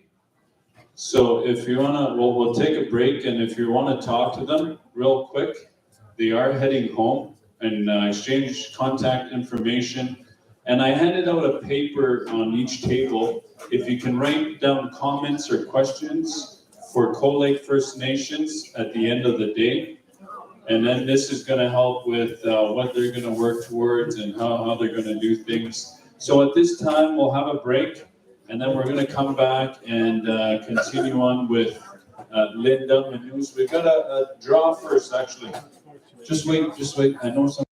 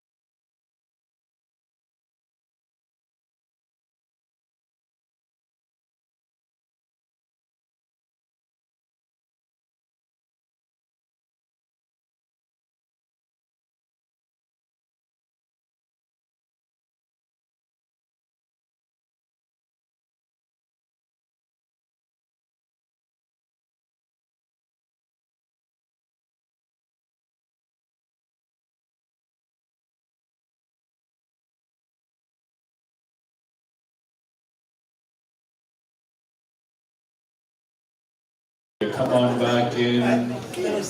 Lindaya Tiajare Chusang Minta.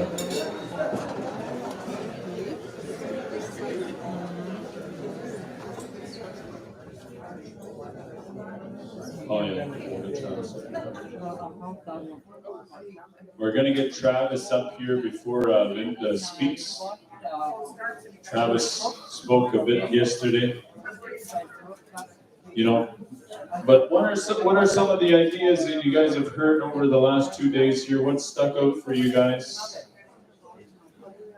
Maybe there's learners, language learners. How many language learners in here? 1, 2, 3, 4.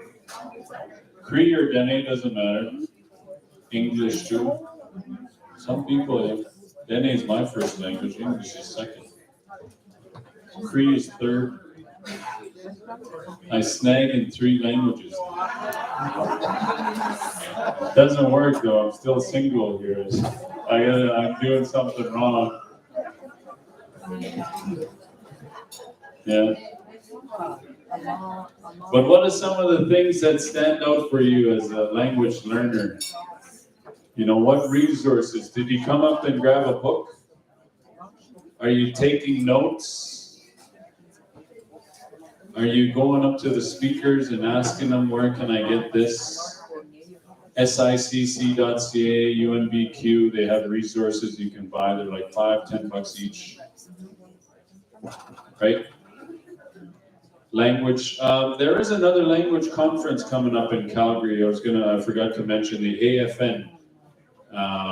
That is going to be at the the airport. Weston Airport Hotel or something.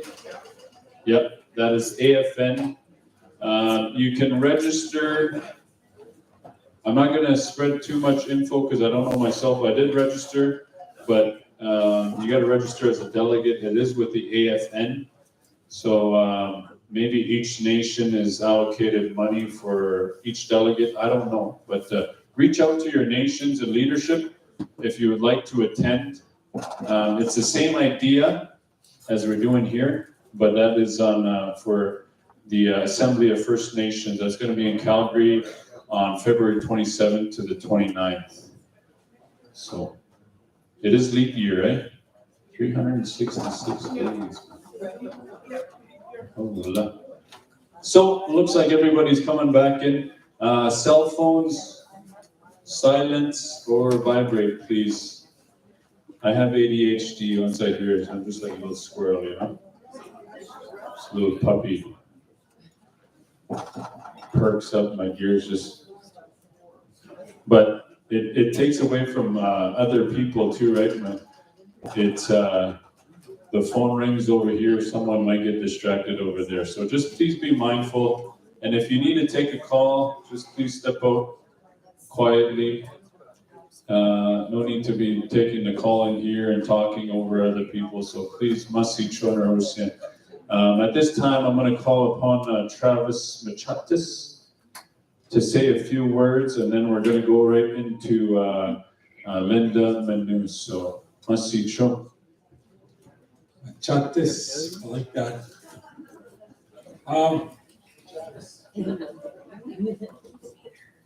Beaner.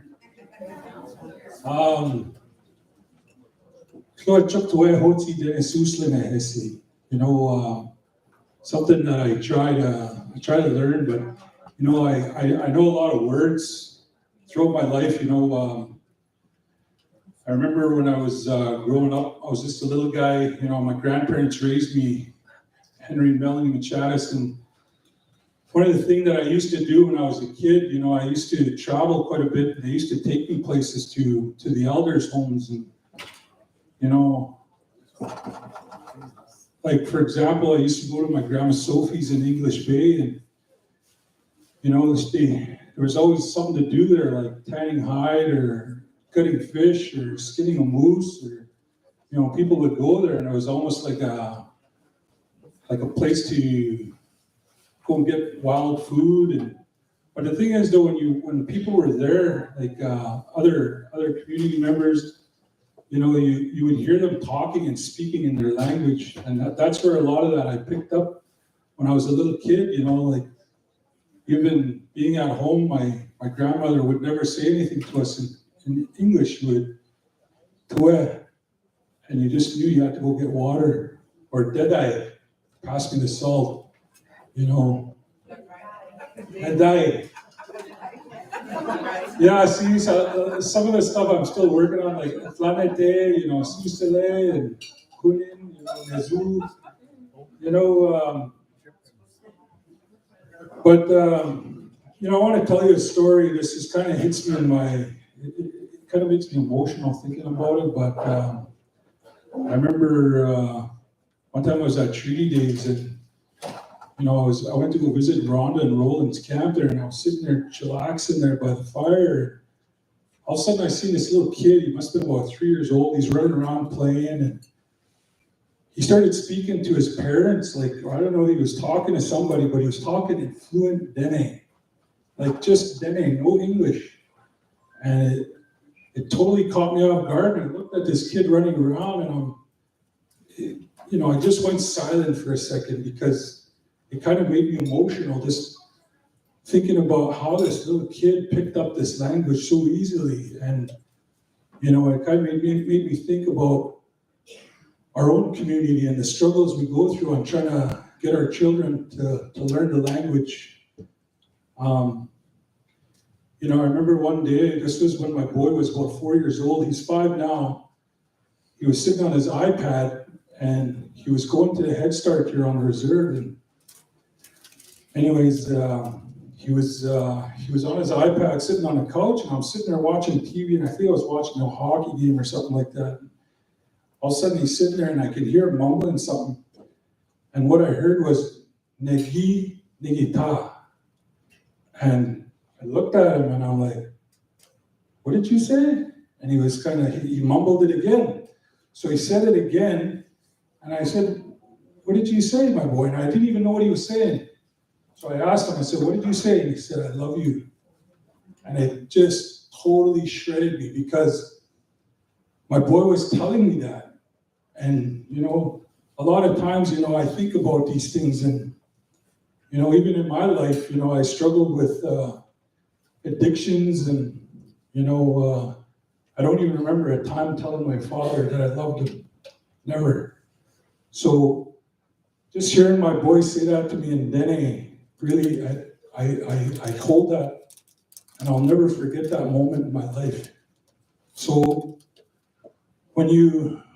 what I always think about, even as in leadership, I speak to chief and council here on our own nation, and when I was talking about my grandmother yesterday about residential schools, how they went and created schools to strip our language. When I went to this museum in, I think it's in Winnipeg, I walked around through that thing, and I ended up at the part where they talked about residential schools, and that really, I broke down in there, and I was actually walking around there with Dean Janvier, and, I kind of got emotional just looking around in that little section there. But the part that got to me was I started to read the things that run, like where it said, "Kill the Indian in a child." And that part really kind of shocked me, because I saw the person that stood behind that and pushed for that. And I think that's something that we need to fight and work towards, is we need to encourage, all First Nations need to encourage the government. If you can create schools to strip that away from us, you need to help us embed that back into the school system. That should be mandatory, that the Cree language and the Dene language is put back into the school system. We shouldn't have to, here's money, figure it out on your own. That should be just an automatic given back to us, because you help take that away from us. And they should find that in their, because we always say this in our meetings and when we talk amongst each other, is that we're not going anywhere. We've been here since time immemorial. We're not gonna go anywhere, we're always gonna be here. So like when we think about the traditional homelands, that's ours, that's our way of life. You know, I remember somebody telling me that, years ago, this elder from Frog Lake was telling me, he said, the Creator put us here as Indigenous people to protect the land. And the land is the only way we can survive as people. The Dene people, that's how we flourished off the land. And to this day, that's the only way. My grandmother spoke that too. John Janvier told me that not long before he passed on. He said that's the only way our people will survive is off the land. You can't do it any other way because that's your way in life. As Cree people and Dene people is the land. So I just thought I would share that. It's part of my, my passion in life. I'm trying to pick up the words, and like somebody was saying, I do that with my own kids. I tell them, Nida. My boy did our doy, he told me, he says, what does that mean? I said, sit down. So things like that we have to learn, and we have to push our children to learn that stuff too as we go on. Thank you for correcting me there on the salt part there. I know that's something I gotta learn too. But thank you, Masicho.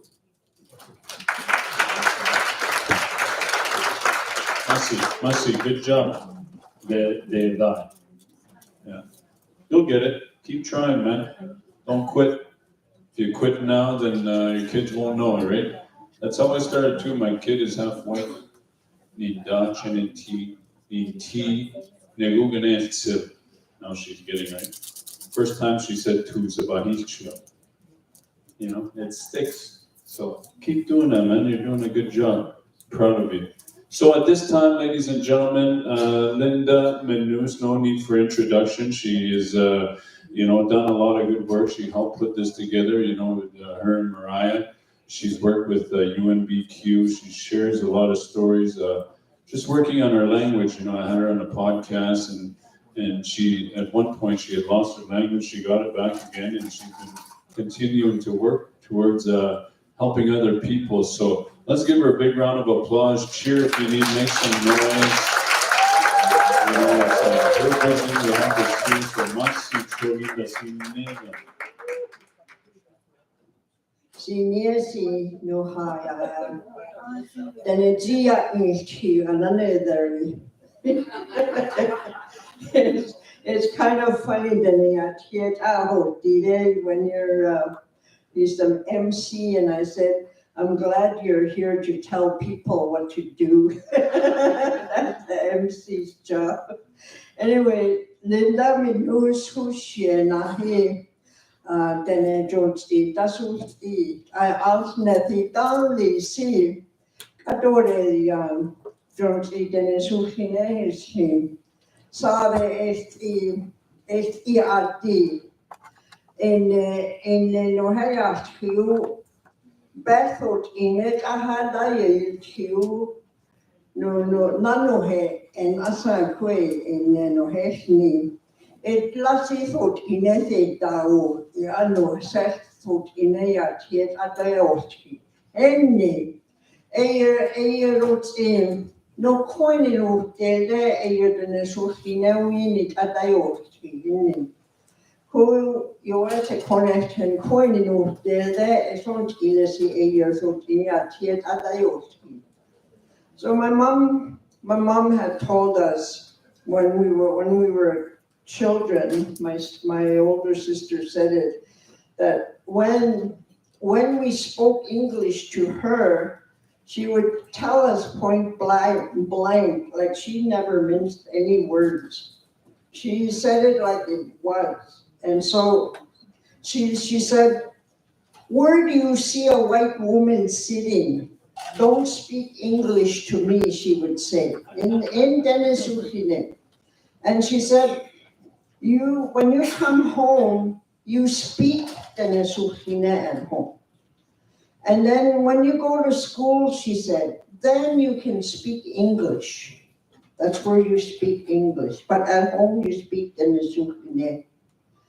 And it was a sign of respect in our way, our Denisukine way, alternately bech Deniatiet Ahayati, to speak Denisukine with the elders. And we were taught at home,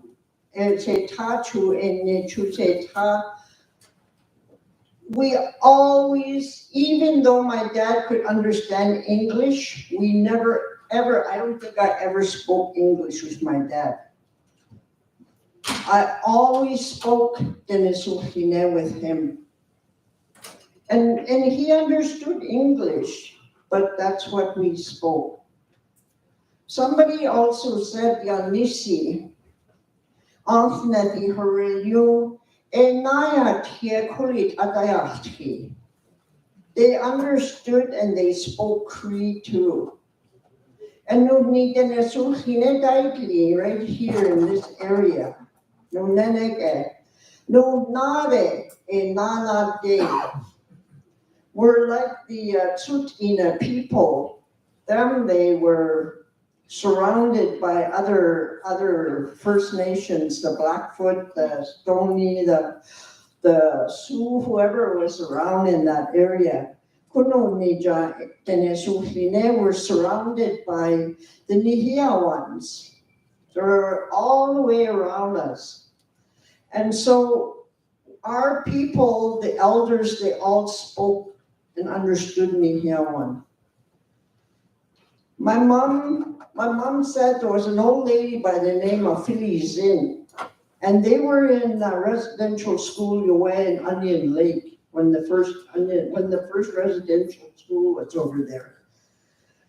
And they were the schools were run by nuns, Denehare. And Denehare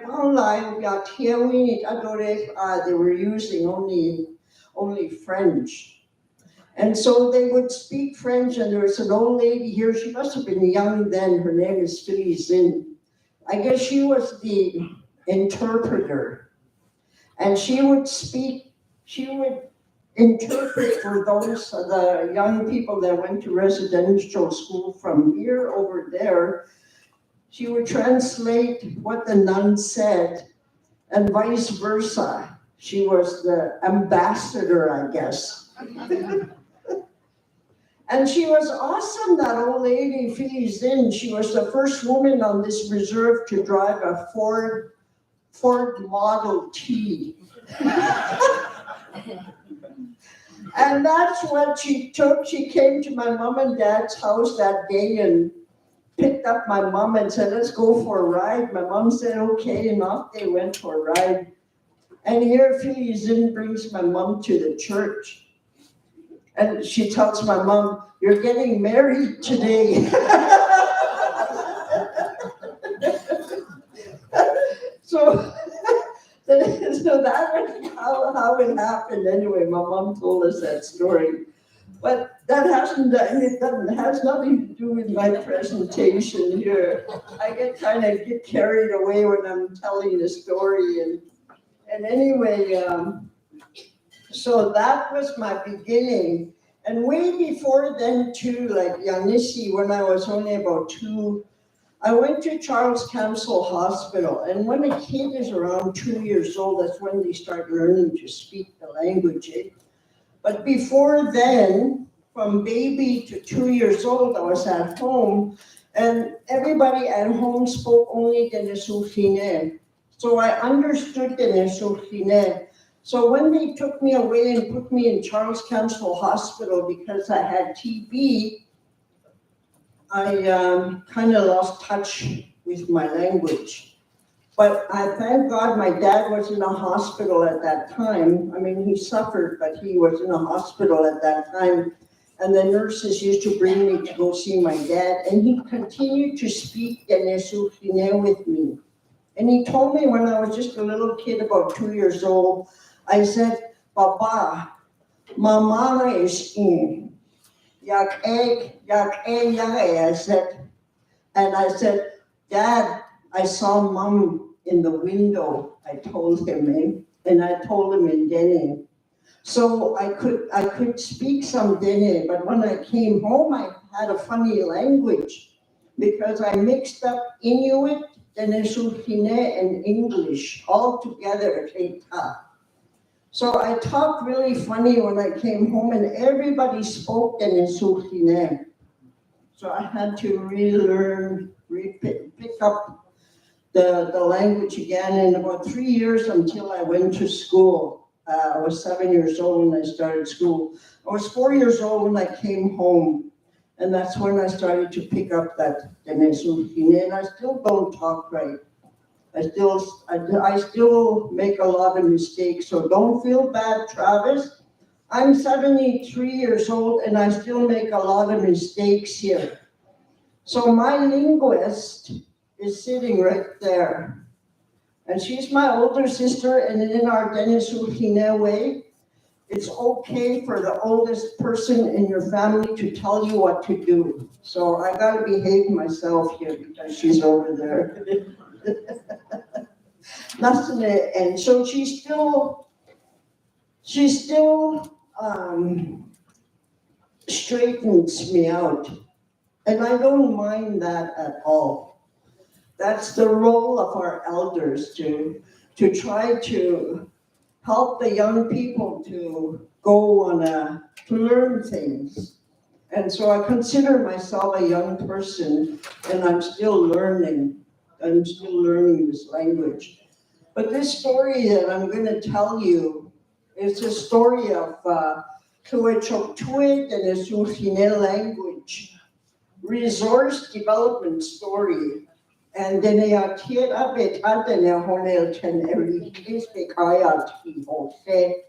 that's making books that you can read to teach somebody else. That's what that means.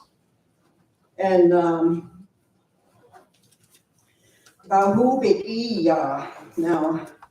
how do we move this here? You're gonna have to come and help me here. Oh, good. Okay. Ahu Bekiya, when I first started, that was way back before me, Dalita project. That happened between 2000 and 2005. And Valerie talked about it, what they were doing. And when I was doing this PowerPoint presentation, I know this project was created in partnership with the University of Alberta. And they were the first on our reserve to be involved with language revitalization. I didn't even know what that meant. And no idea. They were way ahead of me. They knew all what was going on as far as saving a language was concerned. And they did some good things when they were there. They simplified our writing, the SRO, Standard Roman Orthography. That's the way we write today. And I thank God that they worked on it, because being a speaker, and I could understand the Nesufine, but I didn't know how to read and write.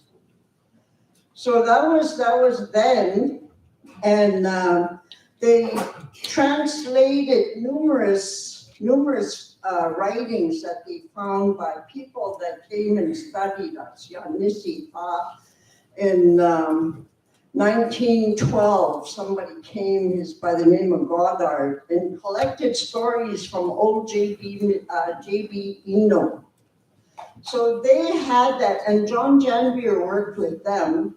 Alex Janvier, I don't know about Alan, but they all worked on this project, and they transcribed a lot of those stories. So now they're written in a way that I could understand it. And they did that. They also coordinated a Dene gathering, I think, in 2000. And that was very important when they did that, because there was a Setsiaze Setsia, his name was the youth poet from up north, from up in Wollaston Lake. He came up on a stage and he was holding up his drum. And he said, did he tell Galaz, Yedari no ayini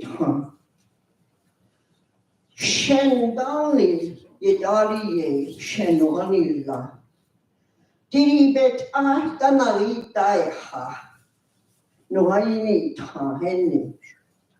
So his Sabusia was just crying when this old man said, the Creator gave us this drum. And he gave us the songs to go with the drum, to heal ourselves. And that's the first time I ever heard Anfnethi Deneya Tieta Kwati about the drum. And so that really, really touched my heart and it stayed with me. And then they coordinated the Dene language conference on our reserve as well. And there people came and made presentations and I started to learn a little bit about what language revitalization, what they were trying to do even then. And then they worked with elders. I know they had a lot of support from elders in the community. And so they worked with elders. And I know that they recorded, there was a lot of recordings made and they're archived at the University of Alberta. So we could access those recordings of our people, Jones A, the ones that are already gone, they're passed away. And so they also conducted a language survey. That was way before I even came into the picture. And they did research and they did so much more. And I'm sorry that a lot of their materials got lost because by the time I got on in 2007, I didn't know nothing about Apple computers. And they had stored a lot of their materials in that.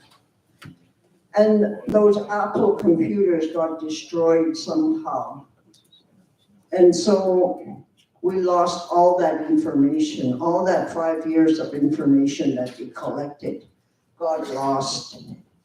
And I really, really am sorry about that. And a lot of the people that probably contributed to this database that they had passed away. And so did the information that they collected.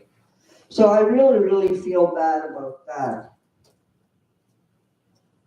I know in 2007, when I came back to Cold Lake, and I was asked at first when I came back I was working up in Wollaston Lake. I was the vice principal in their high school up there. And the education director got in touch with me and said, we want to have somebody in our school who, we want the Indigenous people from our own community in a role model position, in a position of administrative position in the school. If you would come back, could you come back and we'll see if we can get you in at our school. And you can be the vice principal there. And I said, okay, I'll come back. But there was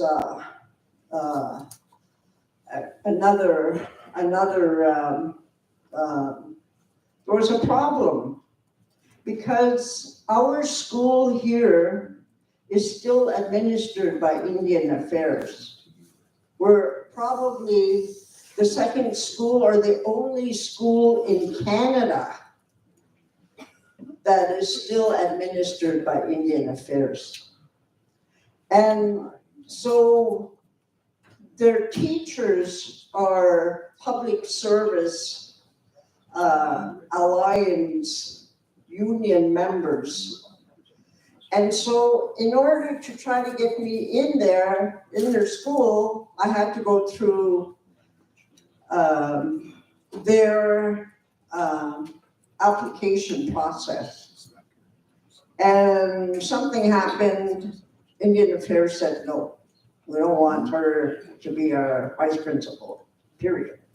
So anyway, they had to fast track because I had already moved out of Wollaston, moved all my things here, bought a house, and I was ready to work here.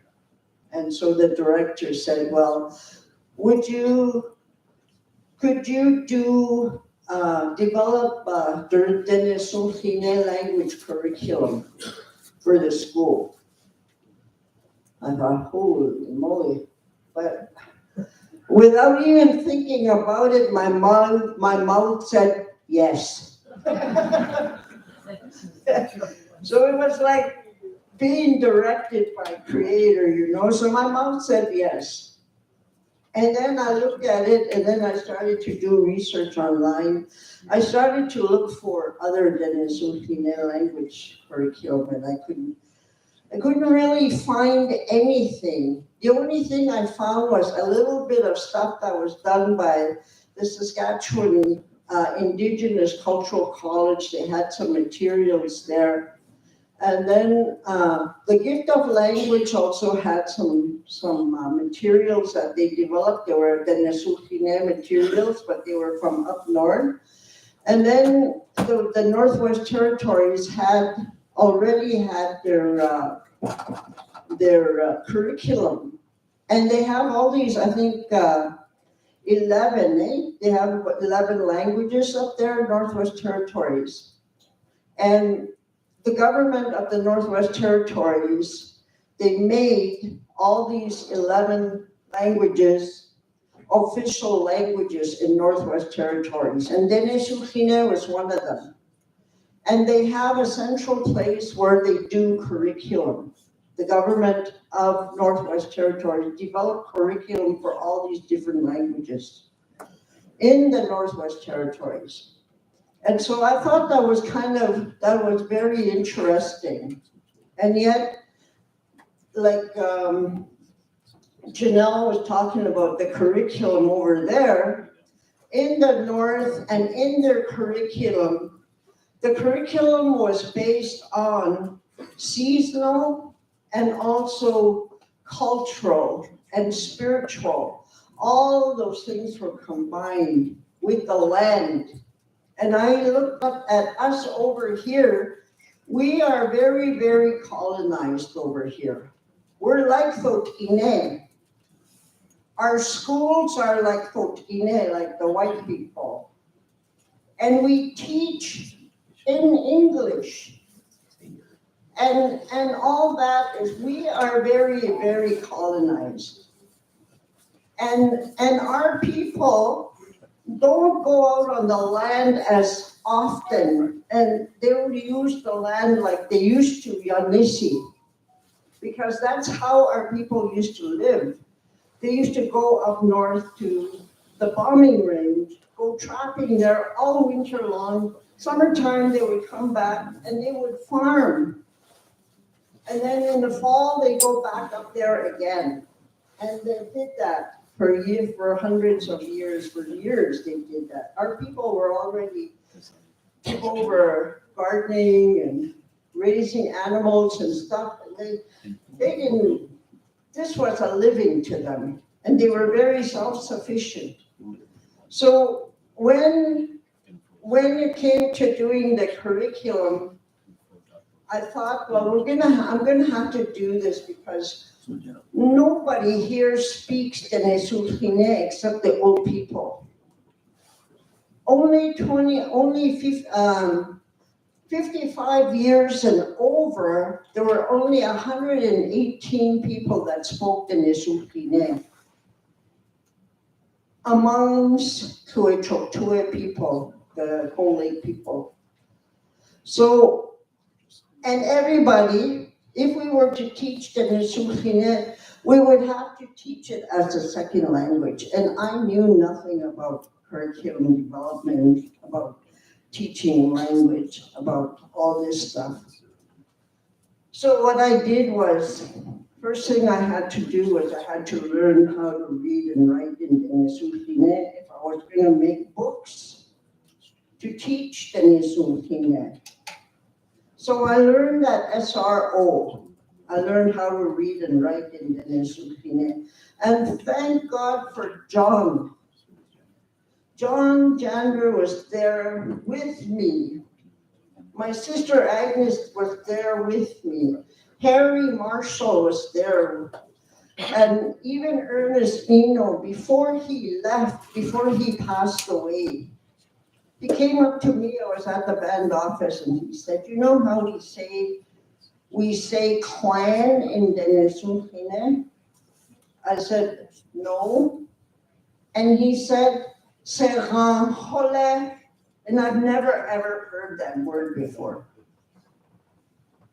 So I wrote it down. A week later, Ernest Eno passed away. So that was the last thing he gave to me. And so we were really pitiful as far as some of our language was concerned.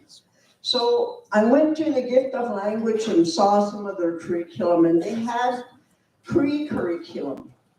And I thought, well, there's nothing wrong with using the Cree curriculum. I'll translate it to Denisukine, not thinking about the Denisukine worldview. We have a worldview. The way we look at things is different than our Nihiawan sisters and brothers. But anyway, I'm using their way to make this curriculum. And that's what I started on. And that's how I got to writing books for Head Start, grade 1, kindergarten, grade 1, grade 2, grade 3, grade 4, up to grade 9. And that's what I did. And I didn't even publish them. What I did was I made these books, and then I copied them, and then I laminated them, and then I put them in these little binders. That was my curriculum. And that's how I started with this curriculum. And then in 2008 and 2009, when I was working on this curriculum, they had words in there like hockey stick, hockey clothes, padding, and even the ones that the men wear, the guards. So all these things having to do with hockey, we had to find a Denisukine name. And not only that, they talked about in the curriculum, they had zoo animals. So we have no name for elephant or all that, and even for vegetables. A lot of vegetables we didn't have names for. And some of the fruit, like the bananas. So we had to, I invited all these elders to come together, and we started to, I made a whole list of words in English, and I got them to give me words, how to say these words in Denisukine. So we created over 600 words in Denisukine for some of the things that we need. And oh my God, I think I would do that again because it's a lot of fun. All the elders just enjoyed themselves making up these words. And I told the story about the orangutan. But everybody heard that story before that I told about the orangutan, that our language is really descriptive.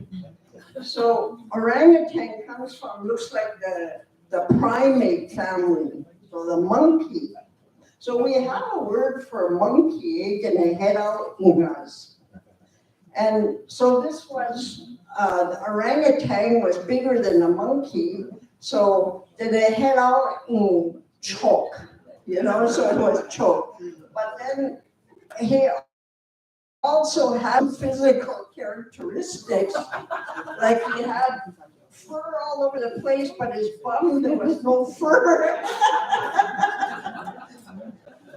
And so we said, it was the Nehedal in has, the Nehedal in shock, bed af bed telethenite. So that was the hairless butt, and also not only that, it was red. So we said it was the Nehedal in shock.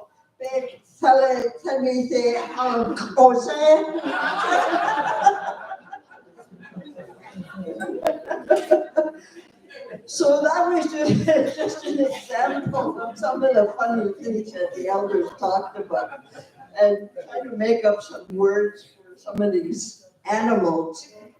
And around that time, the Friendship Center, I think, was motivated. I think there was some creator intervention there. You know, sometimes how you're pushed to do something, like you have to get something done real fast, real quickly. And Agnes was pushed, for some reason, she was pushed to do this project, this one project. And so she got both the old lady, Malani, and Golastik together. And they were the only two ladies that could read and sing from Father Le Gouff's books that were written in the French orthography. And so none of us knew all the songs in this book. That's about that fact. So she got both Malani and Golastik to come to the Friendship Center, and they recorded them. Then she recorded all those two singing all those songs. And then it wasn't long after when Golastik passed away. And then a few years later, Malani passed away. And so we still have their songs in the CDs. And that was kind of a God sent, I think. Even though it was Katulia Tier Shen, it was still in Denisufine. And the person that taught Father Le Gouff Denelia Tier was an old Denisufine woman that they never mentioned one bit in the books that he wrote, but there was this that was there that was showing him how to say these words. And so anyway, that's where that came from. And then the Janelle and those girls, they talked about Sildi. It's called the Canadian Institute of Language and Literacy Development Institute. Every summer, the University of Alberta has these courses called in Sildi, having to do with language revitalization or any part of that. And that's where I met Jessie. Jessie, right away, her and I, we just hit it off. I met her there at the Sildi training. And then there's quite a few here that went to Sildi way before I did. But I got a lot out of that from going to Sildi, because there was other speakers from all across Canada. It made me see that we were not the only ones that we were losing our language. There was people all across Canada that this thing was happening to as well.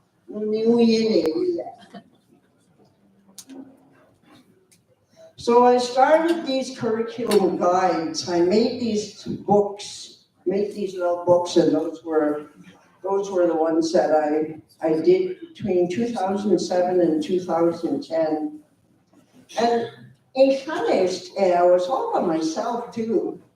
And then I went to Onion Lake to see what they were doing, and Irene over there said, if you want to do language immersion in your school, we will gladly lend you our materials, and you can use our materials to make your curriculum. And they had a lot already, and they were teaching their little ones by syllabics.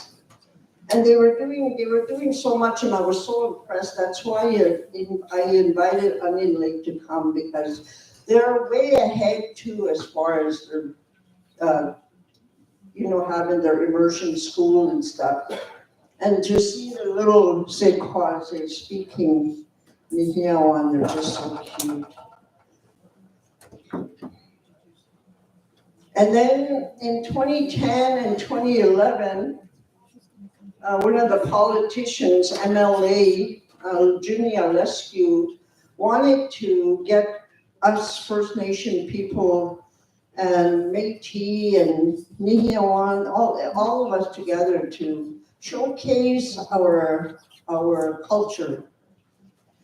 And so we set up Nimbali Suhine. We set that up and we had our own little display. And I was motivated to write this our story, our Denesuhine historical timeline. And what I wanted to capture in that was, I wanted to write something about all the laws and everything that ever affected us, the Nesuhine.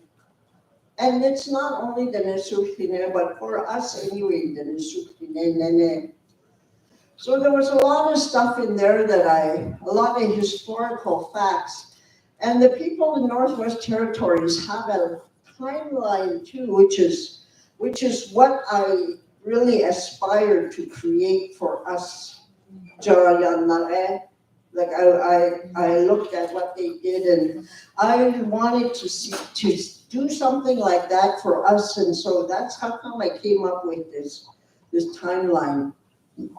And a timeline also, the Friendship Center also did a timeline. They were working on one of these timelines about how the residential school and everything affected our people.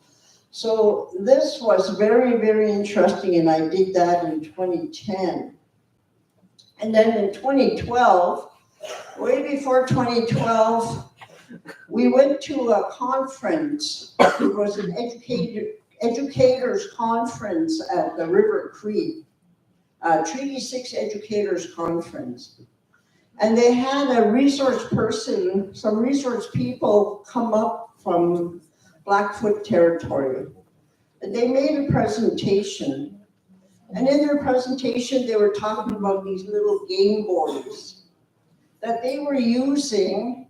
These Game Boys, they were using for, they were using these Game Boys to teach Blackfoot. And we thought, oh my God, that would be just awesome.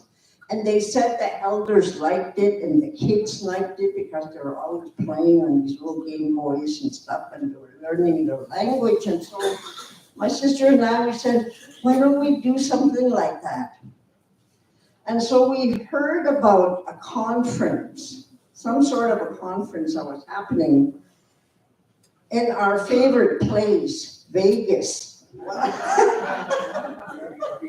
So we raised some monies and had our travel covered, and off to Vegas we went to this workshop.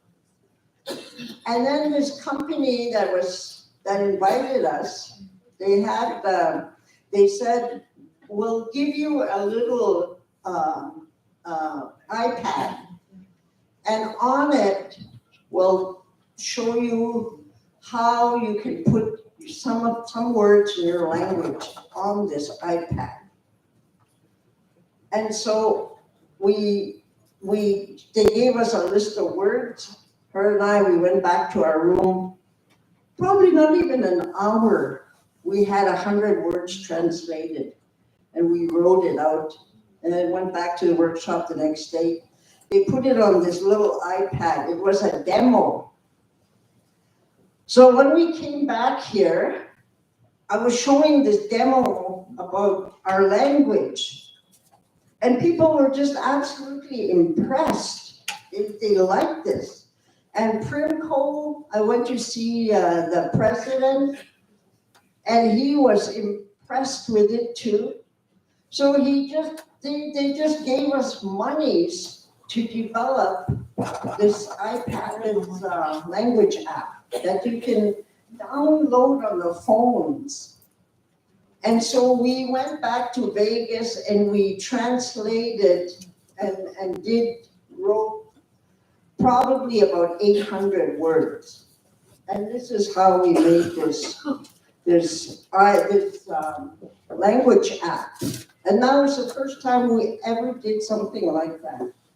So that's how we kind of got involved with technology and used that to teach our language. And today, that was in 2012, that was 12 years ago. Now the university students at Blue Coats, the Generación Kine University students are using this app. And they're from, our students from Blue Coats are from Kite Trail up there in Fort Chip.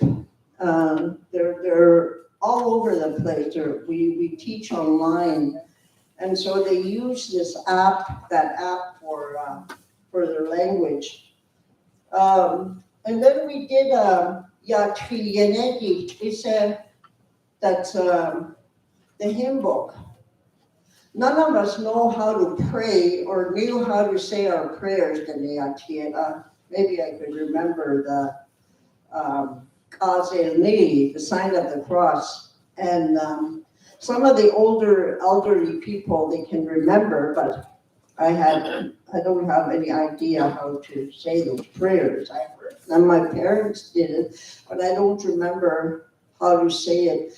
So we got Melanie to teach us how to say the prayers, and so she did, and we recorded her. And then we started to we said, well, that thick book that was written in French orthography way back in 1889 or whatever, written by Father de Goff, a lot of us can't read it today. And so, your battery is running low. As we need to plug it in. So anyway, so what we did was we got Gulastik again. Gulastik and Malani, they were very, very helpful. And so they helped us translate that French orthography, especially Gulastik. She was really, really good. She explained what those sentences were, and so we did that. And so there was quite a few. The first three people that I mentioned are no longer with us: Melanie Machadis, Scholastic Scanny, and Shirley Cardinal. And Joyce, Cecilia, Val, and Bridget, they're all sisters, and they helped transcribe those French orthography with me. We had a project through, I think it was the Trust Fund, the Brotherhood, Native Brotherhood Trust Fund. And we got monies from them and they helped us. We did this project with them. And anyway, we were able to get a little booklet like this made with the way we write today with the SRO. That's the way it's written today.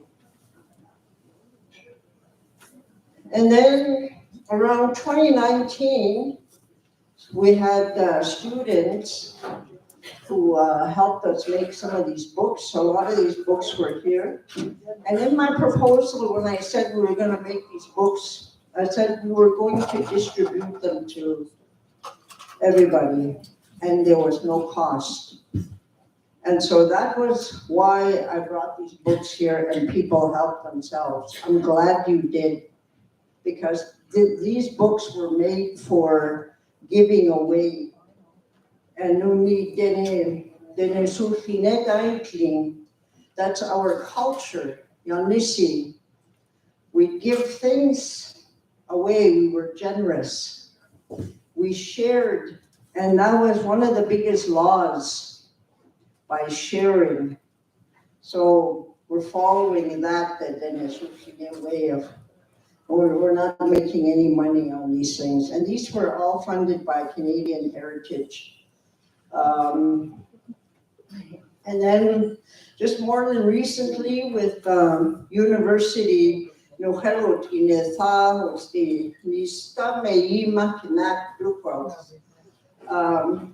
Tina Wellman, she works with the Resource Development Department at Blue Quilts. And she got us all, as you see, Bridget Machadas, Irene Sean, Delbert Piquette, John Janvier, and myself. We worked on Robert Munch books, translating Robert Munch books into Denisukine. And they got the rights to do that. So we have 4 books that were made, that were translated by us here at Blue Quilts, Resource Development. And then 2020, just before COVID hit, I had a project with the province, and I had a 2-year project. I said I want to work on a dictionary, a Tue dialect. There are other than Denisukine dictionaries. There was one that was made by Elford, and he was a minister. And that was the first dictionary that we had and that we've been using for many, many, many years. But anyway, and then the Slavey division down in Northwest Territories, they published 2 dictionaries, one from Tsutsauke and one from Deninu Kwen. And so their dictionary and their dialects are different than ours, the way we say things, so it was different. So it was important for us here at Huechoktue to come up with the words that are ours, our Denisukine speakers speak these Denisukine words, and to make a dictionary of it. And so we came up with over 3,000 words. And I sat with elders, and all the elders that sat with us, they helped us translate all these. And I remember one of the elders that passed away, he wasn't really an elder, and one of the words that was up on in the list of words, the English word was cleavage. And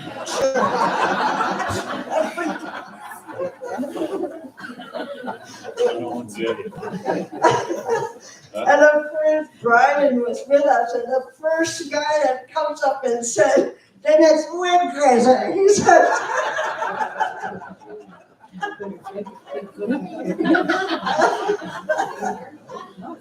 So I'll always remember that. And Brian is gone too. He's in the spirit world, but he was there helping us with the dictionary. So anyway, when it got printed out, it came out in such little letters. So I would really like to get it redone and increase the font size and do it a little better than that. This is the first time. So maybe the second edition is going to look a little better. But this is the first edition. This is what we've done. So I call it Huechoktue dialect because that's what we call this area. Tuechokwe. So all of the Denisukine communities, they have a name for themselves and their areas. So, and Yanisi, people used to talk about each other's communities using the Denisukine names, and everybody knew where it was. So that's what I call the Tuechokwe dialect.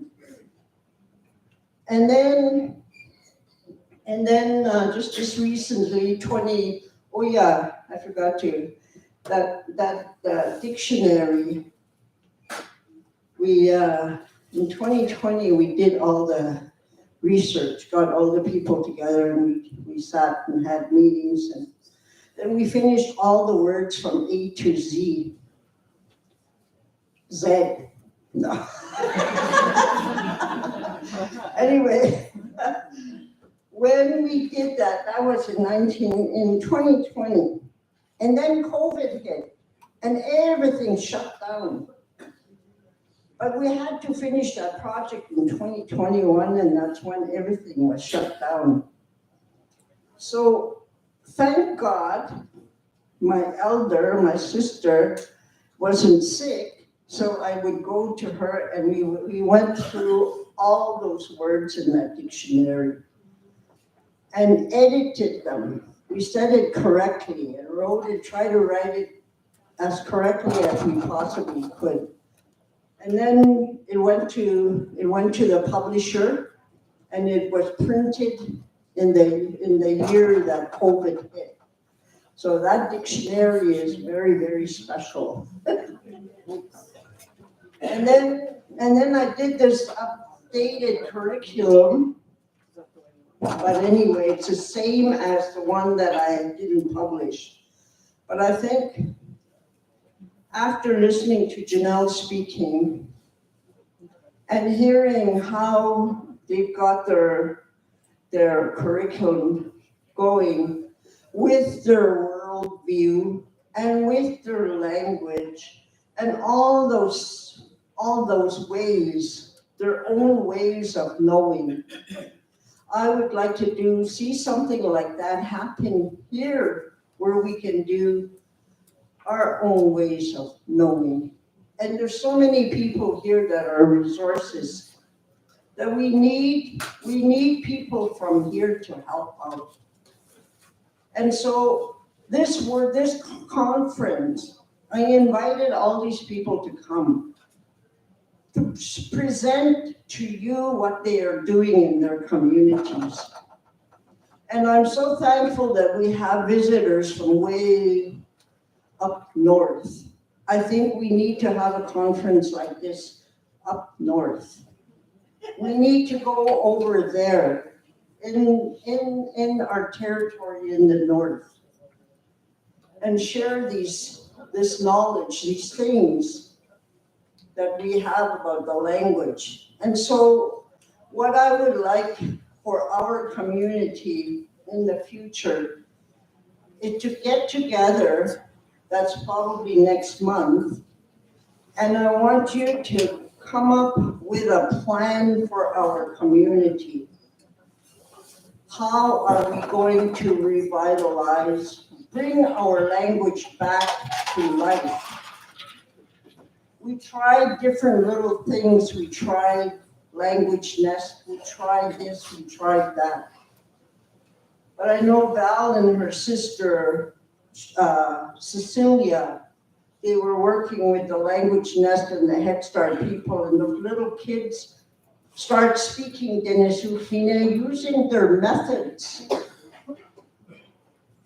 So our people here have the knowledge, have the experience, and we need to move forward. All speakers and non-speakers need to get together, because our language is in a crisis state. And I got 5 minutes left. So that's what We've collaborated with UNBQ. We got materials for translations and stuff. And this is a big job. These are some of the things that we need. We need a Chokwe history book. We need Denesuhine 10, 20, and 30, because all our kids, they have only a grade 8, up to grade 8 school on the reserve. They all, for the last 60 years or more, have been going into town schools. And we don't even have a Denesuhine 10, 20, or 30. So that needs to come up. Denesuhine children's songs. Like I was singing some of these songs, well, I don't sound like Madonna or anybody, you know. I'll just sing, you know. I want to. And we need our curriculum resources for immersion school, Head Start to grade 5. So anyway, that's my little presentation here. And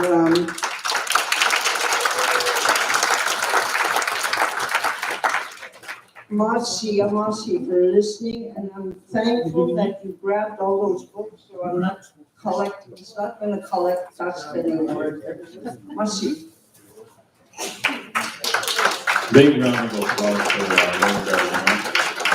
She's in charge of this, but I have to let her know that time is up because lunch is ready. But what do you guys think of that presentation? You know, it's a lot of good things that they're doing here. That was one of the things I believe when Mariah got in contact with me. You know, we want to see how we can help our nation. How can we get the Dene 10, 20, 30, right? We got chief and council in here, and it's going to be more meetings. A lot of things. Hats off to chief and council. You know, it's not easy to get funding for these things. As the Guhana Institute talked about too, right? The funding formulas need to change in the political system. Not to get political or anything, but it is a big part of it. I believe Travis talked about it. Why can't they just give us the money? And it's not like that, right? So, but we got to see the value in our language, like really value our language. We need to, just as hard as we're trying to get a degree or a grade 12 education. Otherwise, one day the white man's going to sell it back to us. Right? I said that somewhere and they never liked it. But it's true. How else, if I say it in Dene, it's in Indian. Stir fry. How do you say stir fry? How do you say stir fry in Dene? What kind of stir fry? Beef? Espa. Chicken or? How do you say banana in Dene? Banal naza. Chicken. Chicken. Okay, I'm gonna ask our elder to pray. Who's gonna pray here? Adler, are you still here?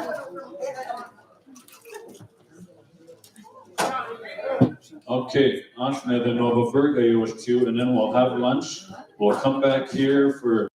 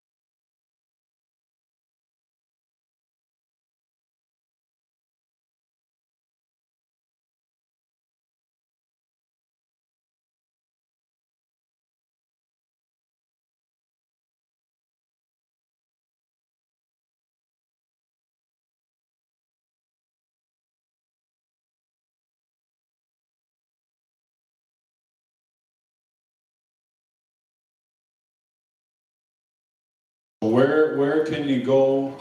I know, I think learn and develop new words. Oh, we were talking about that, Julius or Kevin Lewis. Does anybody want to comment on that? What do you think? How?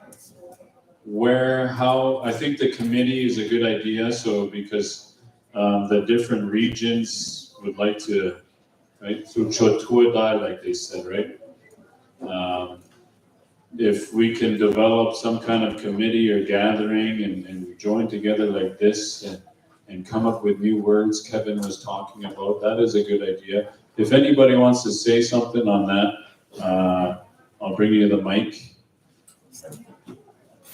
But for resources as well, sicc.ca, I believe, and then UNBQ, you can get Dene and Cree resources like the booklets for your schools. They're $5 or $10, I think, I don't know. But a lot of people, they'll reach out to me, where can I get this? And that's where I send them. So for the, how to come up with new words and where can they go? What are your thoughts? It's a really good question. And it certainly has been part of the work that we've been involved in as language warriors, maybe we could call ourselves. Those of us who've been part of this journey for some time. One of the things that I am aware of is there's a few in this audience too that are familiar with SILDI. It's a summer institute that runs at the University of Alberta. I don't know how it's going now, but part of what they used to teach the students in that institute was about strategies for making new words. Sometimes, because one of the things we know is that our words are really long, and sometimes that didn't work so well. And then sometimes, if we knew what other people are doing somewhere else, sometimes it would make more sense to just borrow. And I'll give you an example. Here at Chouchouchwe, we say for a sheep or a goat or a sheep or something, they say, "Etestinas." And then someone commented about that because then of course is a caribou, right? And then they add stinas on there. And this person was from one of the northern communities and found that very offensive, which is fair. But we're the most southern here, and I think the word was probably coined at the time when they were trying to do like religious, like prayer books and stuff like that. So in my work, I kind of paid attention to what I heard elsewhere. And one of the things that I found out is there's a group of Dene in Yukon, they're called Casca. And they use the term for their mountain goat or mountain sheep. The term they use is Tibet. And then I also discovered that our relatives our Navajo relatives, they also use the same word for sheep because they're sheep herders, eh? So they use that word too, Tibet. So what I would suggest is if we just adopt that would save a lot, like it's convenient. So we have to have more gatherings and more discussion, and there's lots to be said on that. Must see.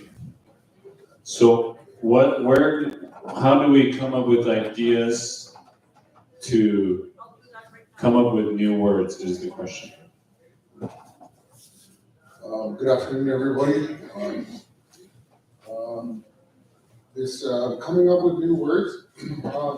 When I was the Dene way to come up with new words is we don't have to reinvent the wheel. From my understanding, there's about 200 or 300. From my current understanding, there's about 200 or 300 base words, and all the rest is interpretations. The old Dene way is when you're thinking of something to say, you say, come up with something quick, do it, and you just do it. And so our language is like it's evolving, and it's and sometimes we adopt things, but I think it's more of a regional thing for words, but then I have quick minds. We can just come up with things, and that's a gift that we have. And like I'll give you an example. One time we were at this culture camp, and I was with Jean Grumba. I don't see her here right now, but I was asking her, like, we were sitting around the fire after a meal, and I said, "How do you say mermaid?" Because I thought, well, she's a fluent speaker. She's gonna tell me, right? And she did that to me like the old people. She said, "Hurry up, think of one, quick." And I said, "Sekwi." I said, "Thue tekwe," and it turned out to be pretty funny, but at the time. But it's just an example of how we can like we don't have to reinvent the wheel. That's what I think when it comes to words. Like some of them might be really hard, like a microwave, like power of the sun, like wow, like that's how I would describe it in English, but I'm not sure how to describe it in Dene. But so for those kind of words, I don't think it has to be complicated, or we don't have to. It doesn't have to be a really old person that knows Dene, the best. I think it can be almost anybody can just come up with those words. And I think it's like one of the superpowers that we have as a people. So. Thank you. Appreciate it. Good insight. So how can we make new words, and where can we do it together is the question. Now, Nessie, Coach, in any has a deal or sea farm, in la fair down, Pontia, Bonla, Tela, la fair, leave bent that to Nai. That's bread in northern Minnesota, they say leave bent for bread or biscuits or flour. So we picked up a lot of words that the old people used deriving from French. There's a lot of our words that are mixed with French. Masi. Yeah, Masi. How do we say thank you then?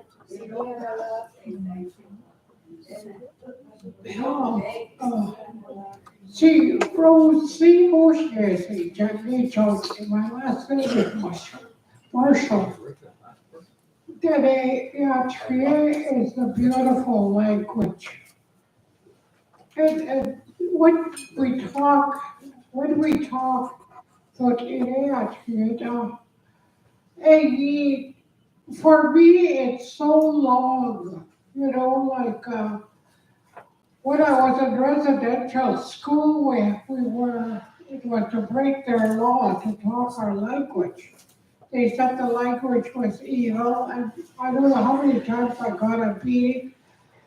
by the nuns, but I had a hard time to remember all that. But you know, we have to, in order to get ahead, we got to get rid of some of the stuff that's inside all of us, the bad memories, the way that somebody may have hurt us. We got to let that all go. And then there's room to learn after. And be thankful each day for what we receive from the Creator. When I wake up in the morning, sometimes I'll hear a bird, or I'll just wake up and I'll say to the Creator, Bossy, sakit na day so Bossy, and then the day starts out, like every day is a little different than yesterday. It might be. Some days are good and some days are bad. We all go through that. And some days are just horrible. We got to get ourselves out of that situation as we go on this life journey. And I think it's very important that we include the OCD, our Creator, in everything that we do, and to ask for help in what we need. In whatever way you pray to the Creator. Maybe we need to bring more people in, whether to do the ceremonies or sweats or whatever, however you and God communicate.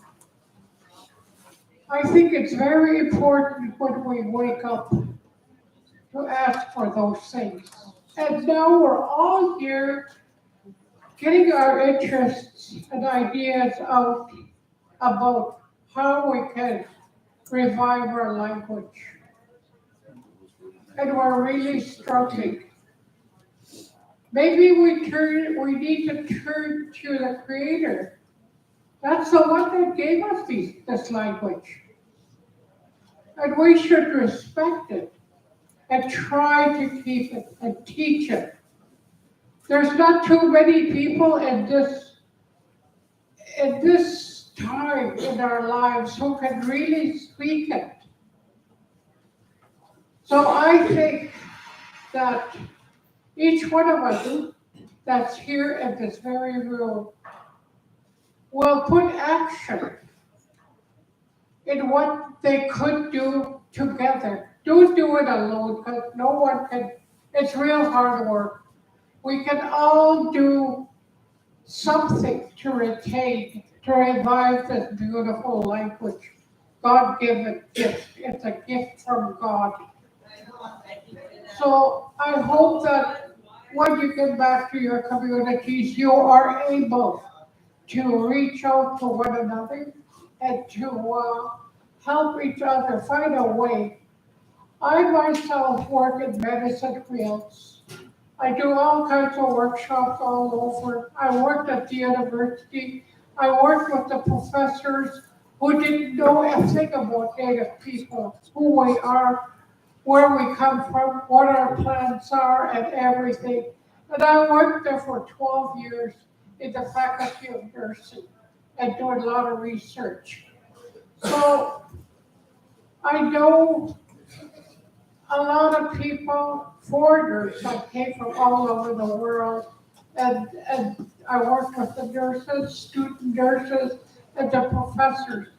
I had them sitting in a medicine wheel format, the talking circle, lights all out. If you really want to reach people to go inside, be ready to learn other ways from other people, but don't do things, these real hard things by yourself. Always get the group going, train them a little bit maybe on what you want to tell them or what you want them to know. So to help them in life generally. You could try putting the light out and light one candle, put all the electronics out, TV, computers and everything that you may have in your house, and have a talk. You will be surprised what you learn even from your own family. There's so much love in our people. We have to share that. And we should start with our own families. Sometimes, because we're all human, we make a lot of mistakes. And we have to apologize for that. We always have to do things from the inside, not the outside.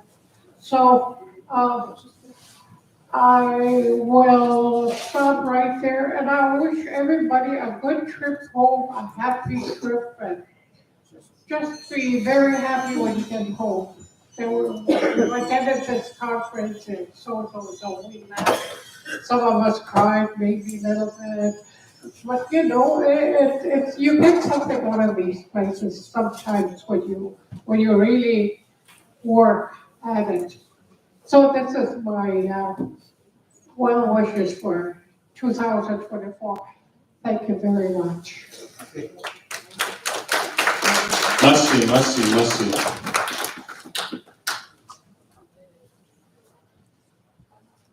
I hope everybody's taking notes. Hey? Hello. Religion de bouchesi. Chansi tene son finis yandes. C'est natural ya missing on the way me. Charge of the lanit as is eke and it's a cool. Are you gonna get a to missing on you have what you c'est ya to yana better set to a kid. No, I take out building. Nu har jeg kæmpet af til det. Tot ina, nu nana his chuantas, na zeti. Tot sinage, ja til, na desja, se chalakulesi. Out as in indlæsning. Kusi, så til dig beat aquatini se teatro. Nu har jeg kæmpet ni sana. Nu har jeg tættet æsterne, nu har jeg tættet æstet, tot ineno, nana hitchu, fasin zeti. Jeg nini til til hun. Når det er nu har jeg tættet, at jeg kilo. Jo jeg, andre så kwas den at jeg kilo. Nu ni jamai det, og jeg tot ineno det, nu så til at jeg kilo. Når det går, den er der til sig. Så charger, nej, det er tot in a day til den er der til. Så han nu er til at hvis jeg går ud i jar. Kunne han want at turn on the serious. Så tror det så tror det. Men så den. Så tror jeg. Ik aan feitjes af med det. Så trækker mig dog, så trækker jeg mig. Så nu er det den er ret ordentlig nas. Her Jonas kender den er det at du har jeg lige dræl an lei. Masi min sag. Don't take it. Jeg er den er det godt altså. Jeg tror nu bare her at den er godt der til jo. Det tager det så jeg i den. Så siger vi at kæmpe nas nu. Jeg er det tot in det der også. Tot in det der også. Nu nana dort die hast. Hvad siger de? Eben nas nisse. Jeg må holde os til at sende det jeg den jo. Hallo. Så siger så vi at kæmpe det der. Hvad siger Merci, appreciate it. I'm gonna, your hest on. So, Ani, jeg too, and no often they tuning, one of the things is, question, I know, lots of hands up there. The question is, Klant uno hayatia si bezihulea, right? Klant udene, Claudia de Bayorat time. Claudia de Bayatia. Tladune, different regions who cho dialect that dila, who see that who cho this who cho that dila. Do we centralize it toward you, Asanit Delu? Do we do that? No. So don't do bezihu lea is the question. Ku computer laudi, Tantana benihu lideritila. Kutusi hatlila. How do we come up with is the questions? I don't want to steer anybody away. Nezu yetila nahant ai. Kuya nisa don't do bezihu tsinia. That was correct. Yeah, and nisa yotia no ho ade. In Nadaha, in this Atlantu Bezihu Tsinia, Noroskar. That'll be the question Ashnadeha. Could do in between it, Atlantu Bezihi Tsia Ani Deliha. In Nade Dele. Atlantu Bezihi Tsia is the question, right? So I don't want to steer away from anybody. Yes, Danea Tie Kurawan Negoriya. Kolajani de la Bagayai Tiode, Ho a Kurawan ne Bagayai Tiasa. Tanta question, Harish Kurla, let's need data our resources committee Gayan Tiu. Let's need data Adana Bazihit Siha. Begashijin Ye. Begashijin, because we describe everything. Begashijin Ye. So now let's use that hundreds, whatever years ago, so they've named it Bekeshichin. How are we going to come together and name it is the question. I think we get away from everything else. We can't be stuck. That's RC. I'm a young person. 35 that he's a year Ashnet Dazi is T because I want to come up with solutions in Nadaha. Not get Ashnet the Doris Kerr. I know you want to record me that the in La Honduras in the Barista. You know, encourage the young people to sit with the old people. Could the old people then I go the young people na how that you koru nide. Okay, so many times I'll quote dia tlahabrus tani dananyasa. So now we got to come up with more solutions was the question. Instead we veered back to the same one. No, like we just see it. That's what I'm just trying to paint a picture. So Sean dena not dela dena odona tana ashna the shana deo ashna beturi I'll call Julia Side when Claudia the Side. Right? I call somebody. So how do we do that? How do we centralize it? Who in here is gonna come together and make a committee? We got Jan Veer, Uchotwe, Itela, Lalash, Garson Lake, Dylan, Pachinak, Turner Lake, Lutzok Eo, what do you think? Zoom meeting? How are we going to come together? Right? So that is the question. I believe that is how you introduce each other. It takes initiative.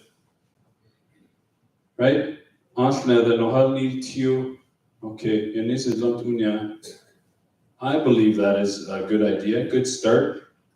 Sambaret in Lander phone your tila.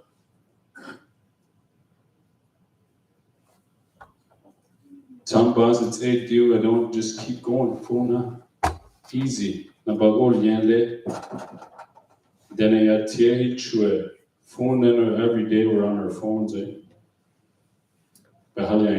right? So that's a good start, I do believe. I'm gonna go on to the next question, and it's the same thing.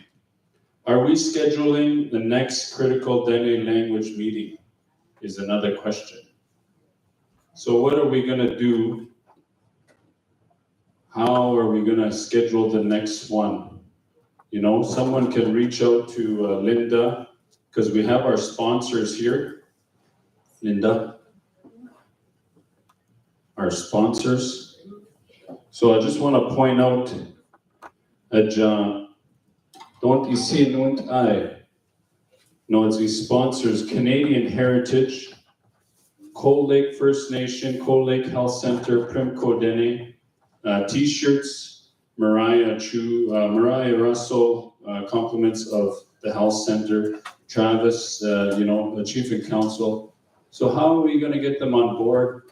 You know, leadership to say, yeah, we're going to put money aside. How are we going to do that? Think about it. How are we going to go move forward? Because it's the same two questions in different tables, right? What is next? Are we guys networking? Are you talking to one another? Right? Are you getting each other's info? Are you going to talk on a Sunday evening at hey, right? What is next? So, what do you think is next? I'm going to go over here one comment. You're going to be on a timer.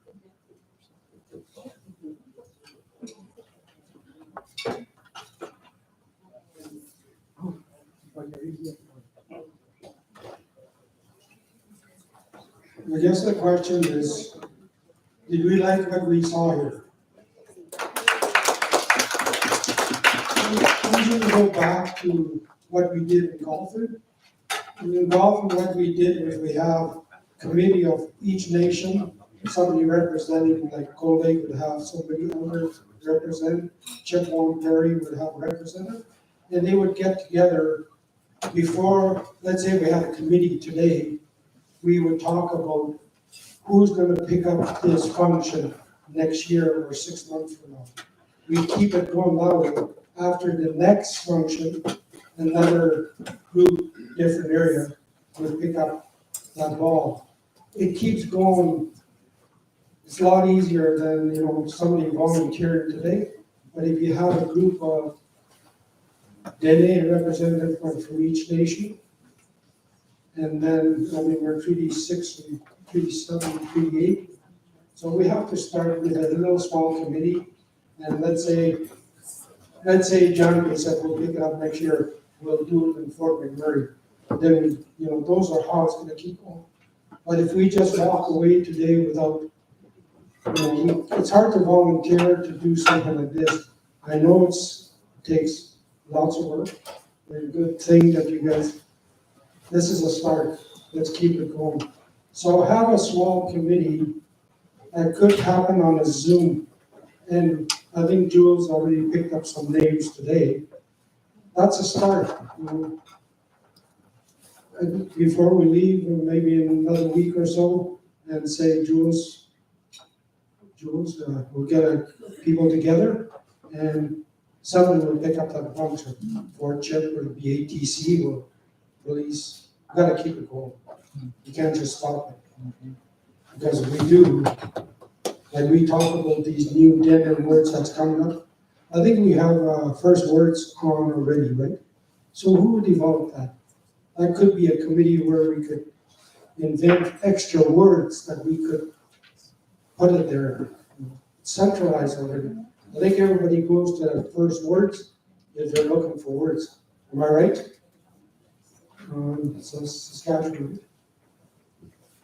It's all I got. Just a thought.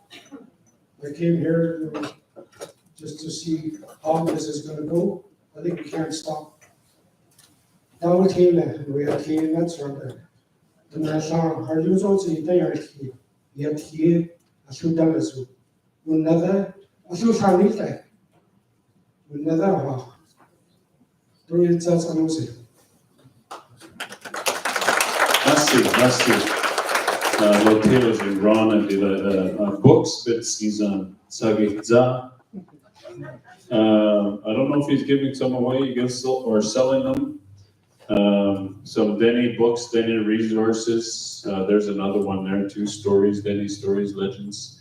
You know, one of the things, you know, moving forward and going back to the this one's a funny one too. I went to La Rocher there. They said, "How do you say oatmeal?" You know, and I said, "Nantele," because that's how we say it in Baloch, Nantele. And then they said, "Be a chase," right? Be a chase, morning soup, pretty much, right? And then we go over to this side, way in the corner, or is it Black Lake? Is it Fond du Lac or Black Lake? Black Lake, right? Fond du Lac? They said they use it chinchoni, because that's how they feed. They use that to feed the horses back there, right? And then they said, chinchoni, I wouldn't have made it for you this morning. They said, right? That's what they were told. And so it always varies in different regions, you know? How are we going to describe it? So I think it's just a community thing. You know, when we come up with words, there's no right or wrong way. Who said there's a right or wrong way? Nobody. We're going to say the Creator did this and He gave us this, and we're going to decide who's right or who's wrong. And then I went to Lac Rocher again. They said, how do you say plane?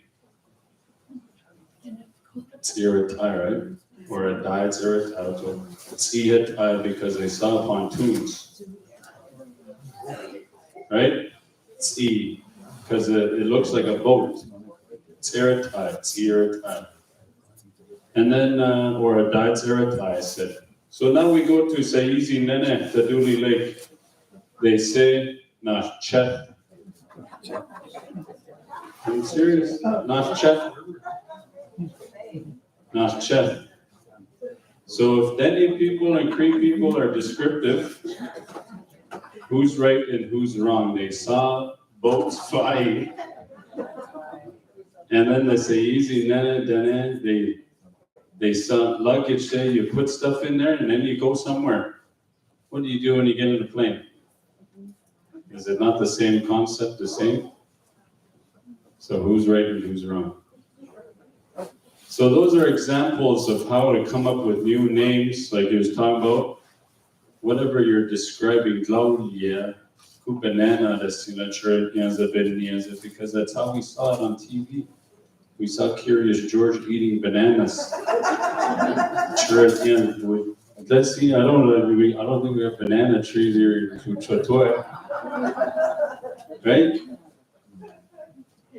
So we got to come up with ideas ourselves. Claudia, maybe that's, those are ideas. Not Linda.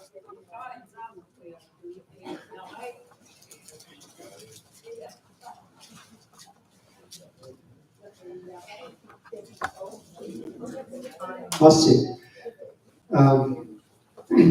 There was just a couple of points that I wanted to make.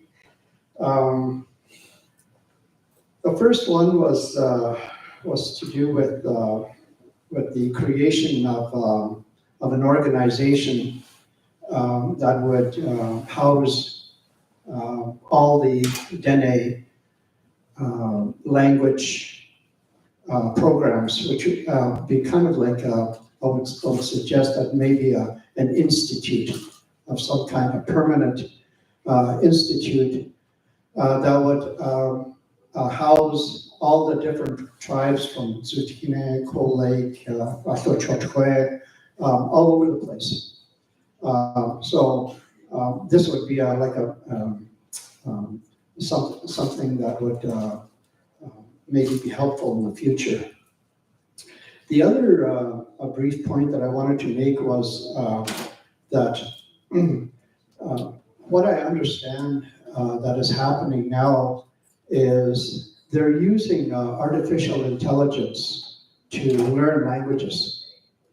Now they're using artificial intelligence to learn all the different Russian, German, all these different languages are all being learned by AI. And the AI is able to learn all these languages and be able to to write all these different languages. So it's one way in the future. I think that we can look at technology in a kind of a different way to be able to help us preserve and to teach our languages. So it's just a couple of points I wanted to make. Thank you. Masi. Must see, good points.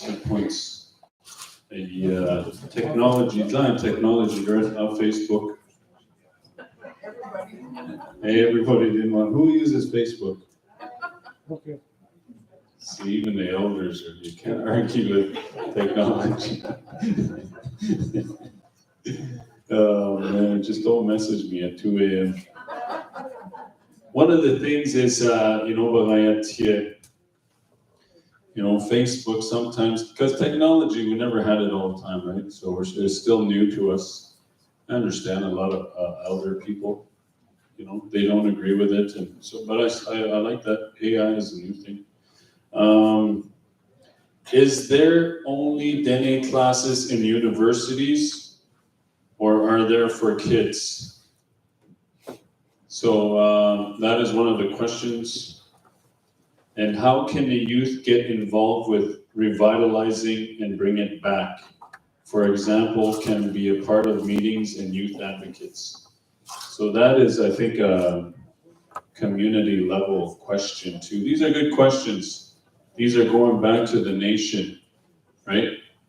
So I know, Kai Taylor, you want a quick comment on when you have classes? What do you do? And who else? I think on the line, Delbert? No, Delbert's a teacher, principal.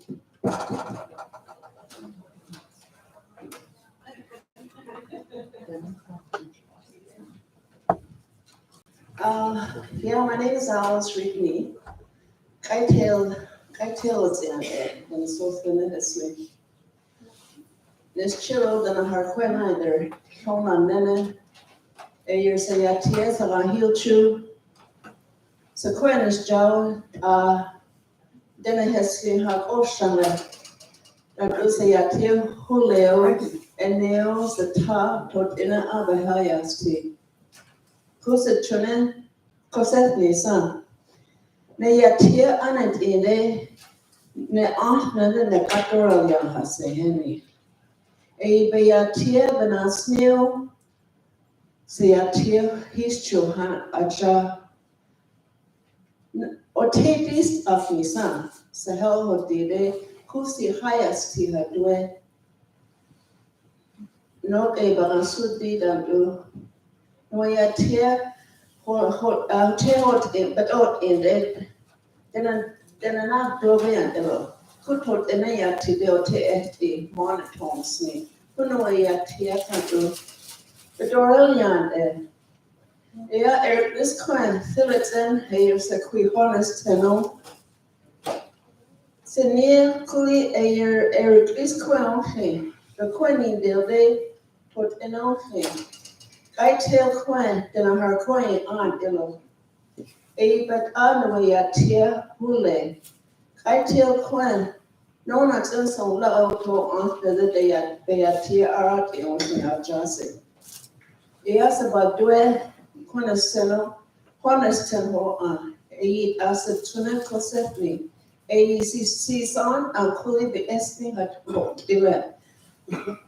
yet arati, but as a yet a acosa, a zoom technology, Henry, a asla, jink nakajino tartin, jitties, honey arts, say at here. After the hell host meal, university, Kuntula, Kantu, the hell yasti, Kantu, conversational, then you can't do then a honest time of day. Yeah, question at home, then I could do about heat down there. Eat the senile.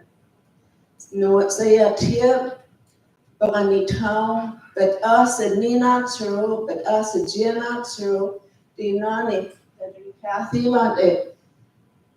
It's a hella down, it be a tear, not sure there. The but ora no way at here, but ora aren't this. In fact, but Bagania, they then in Leon something, some cleaning, they are here, and the same. Then a rest jade, but I'm not screwed, none correctly.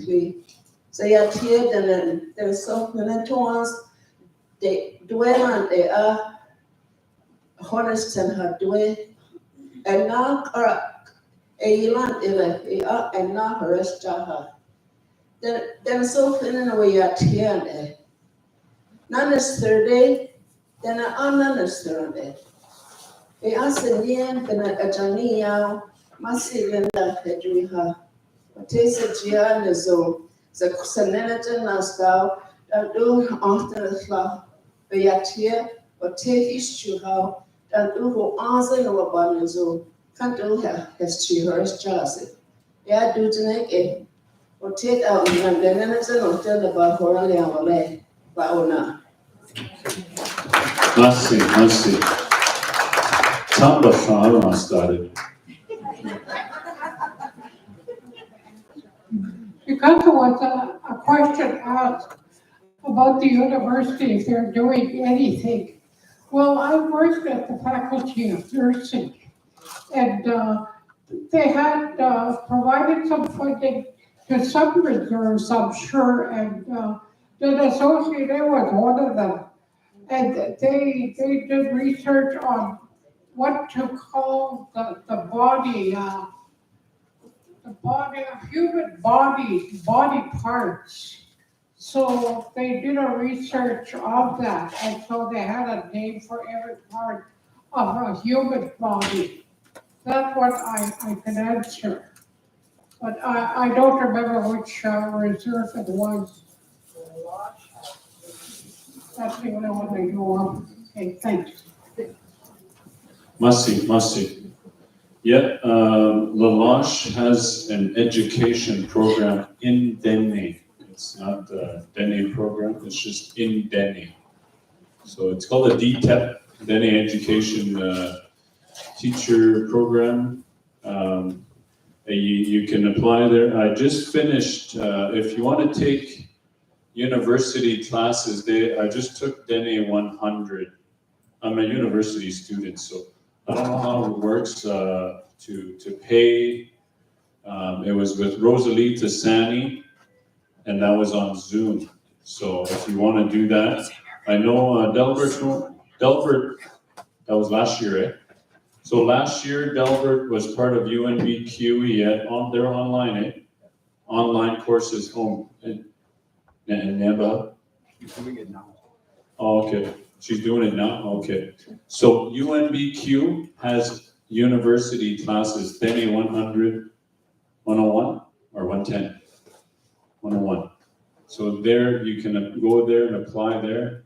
More in Nisa, you know, then no has Kenneth Landon, Lisa.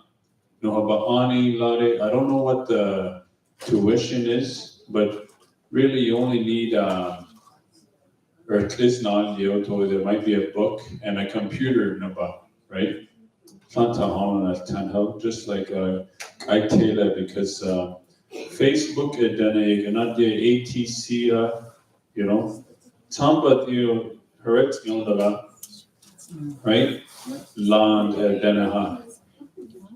Land, it's a job, so not new. However, you can find money, but Monday, Wednesday, I don't know if anybody can join them. Might be members only. But who's going to start one right now with Linda?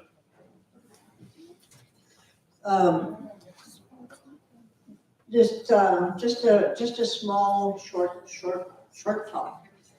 Blue Quills, University of Blue Quills, they need a Denisukline language coordinator. They need somebody, they need to hire somebody to take care of the Denisukline language degree program. And it's open right now. They've been advertising, looking for somebody. If somebody wants to work, there's a job there at Blue Quills for somebody that's a Denisukline. You don't even have to be a Denisukline speaker. As long as you can coordinate, you know, like you take care of all the students that university students that are taking the Denisukline program. And our education department is here, they have applications for Blue Quills for the students. We need to recruit and get more of our people going to Blue Quills to take that BA in Denisukline. Because you hear what Janelle said from Tsutina, Nene, how they're getting the young people involved in Denisukline in their language learning and then working in the community. Nuni, if we're going to be doing language revitalization, we want our language to live, we have to hire and train our people so that they can teach. I'm 73 years old. I don't, you know, like in 30 years, I'll be 100. But some of you guys, some of you people are young, are younger. And it's up to you to get that fire from behind you and start learning our language. Start learning Denisukline. And some of you that are in good shape, some of you elders that are still in good shape, come on board too. Come and help and let's get something going here. Just like the way the Tsutina people did. I was so impressed with those young people. And I remember when they first started, they didn't even know one word of Tsutina. Nothing. And they had only 40 speakers. But now we have Sam has relatives over there, his nieces and over there and Tsutina. So they are there. That's why I invited all these people to come here, give us a presentation about what they're doing with their language so that us here and wherever, the people that are here, what can they do in their communities? I'm sure that's what they're thinking, just like what I'm thinking. What can we do here? And so that's why you're here. That's why we heard all these speakers, and I'm even fired up even more now. So I'm gonna go to 100. Must see. 30 years from now, I'll be 65. Who else? Pretty, so one last one here. 65.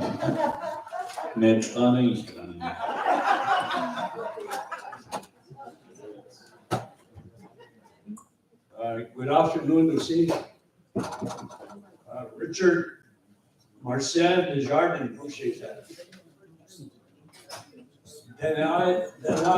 Jag ser en chose. Boris Jele. And not just Tuesday. And not this all. I send alla nalaja. Then not sergi. Said, Beatia. Ajay Chanu did it.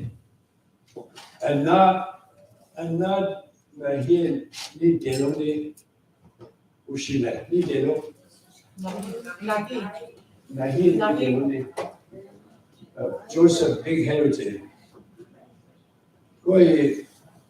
Good year ni yasi, and now you know there's somebody else there. The good year, the bill cannot tell you, you understand? Are you Zara tell me? So I yasi is it? The Shanya ni yao, IoT, no IoT, no IoT IoT, ayahi dala, aturiga. Koja nice yaja. How's that? Papa, to Azinak, Papa, listen, the conference at two. Tanto nihiya, nihi de la ja. Okay. Just here, dan nani. Cooperativa. The Chenkoli atini, indi. Solo tumuli. A Georgie Desjardins, Cardinal, Cecily, Patrice Desjardins, Elizabeth Cardinal was his wife. They had cattle, the Jardins, you see? Aya, Camille. And God says it to me. Of course, we don't have enough time. 1 week, 2 weeks, a month, out of a year, we should be meeting slowly. Just here. Until then, tut samba unser time to Tenegisi colonized. The Chenya conference only there 1 month. In the Zuala. Ayuk, it was in Nikila. Arapahos, Apaches, no, I need Nikila. They are here. They are here. In China, Canada to United States. Then don't also. I show he does it. You cannot do it, so then, not Sora. You cannot do it. I show he I answer to it. Rubber bullets, as they say. Then now, Mexican Otoniana, you see each other. Or not. Glue the language. I support it. 100+%. So yes, and after that, that's the other. Papa said yes. Italia, sono no California.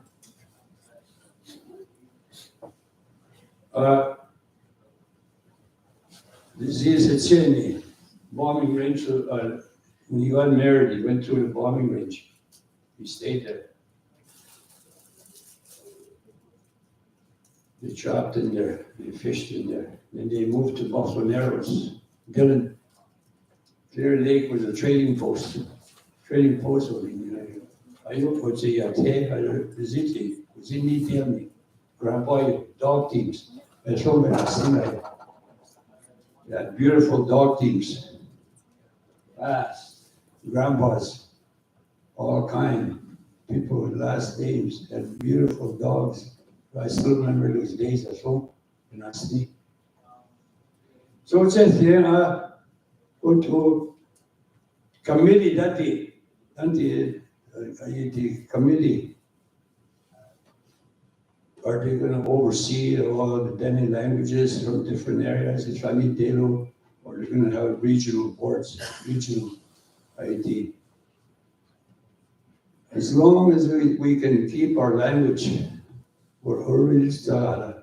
Asho, no sano, no papa. They say no chalaja. Okay, Mercy, you see, and that's good change, and Merry Christmas and Happy New Year, Happy birthday, Happy Halloween.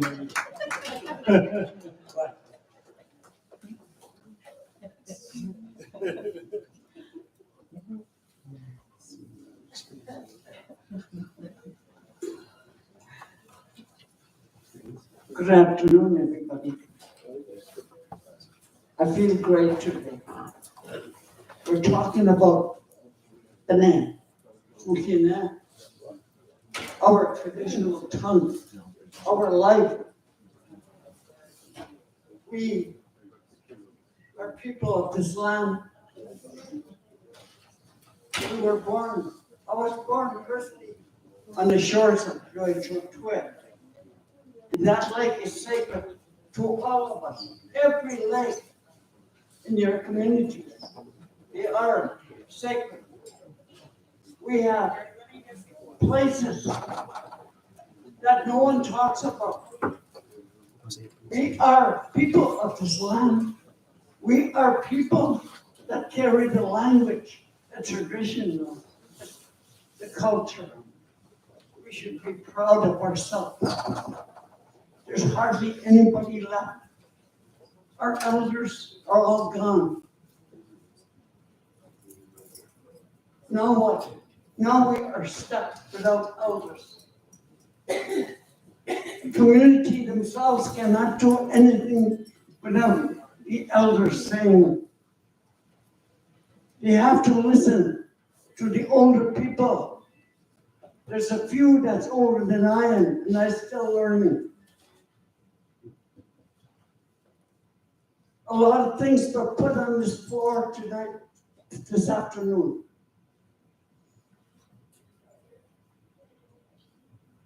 There's nothing we can do without prayer.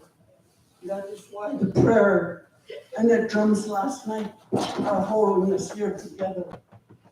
I enjoyed myself last night. I did 4 rounds and I walked out. And I feel good about it. Because I know we are strong people.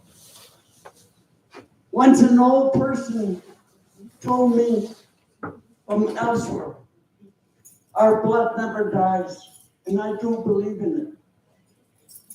I'm half Tenesukine. My dad's side is all Tene. My mom's side were both in Na. So as a child, I understood 2 languages. I didn't even know a word in English. In residential school, yes or no, I did not know. And I survived. We all survived, the ones that are in residential school. No one knows what happened between closed doors 10 months at a time. And here, 10 months at a time, we are suffering about our language. What the government has planned for us, it's happened.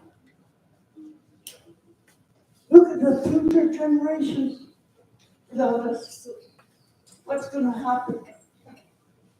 So the only thing we can do here is get the elderly people together and have meetings. Meetings with the younger generation that could learn that new language. That new technology is not good for us.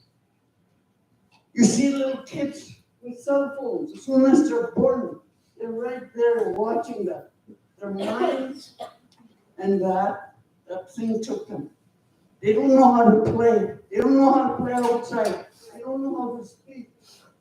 So what is happening?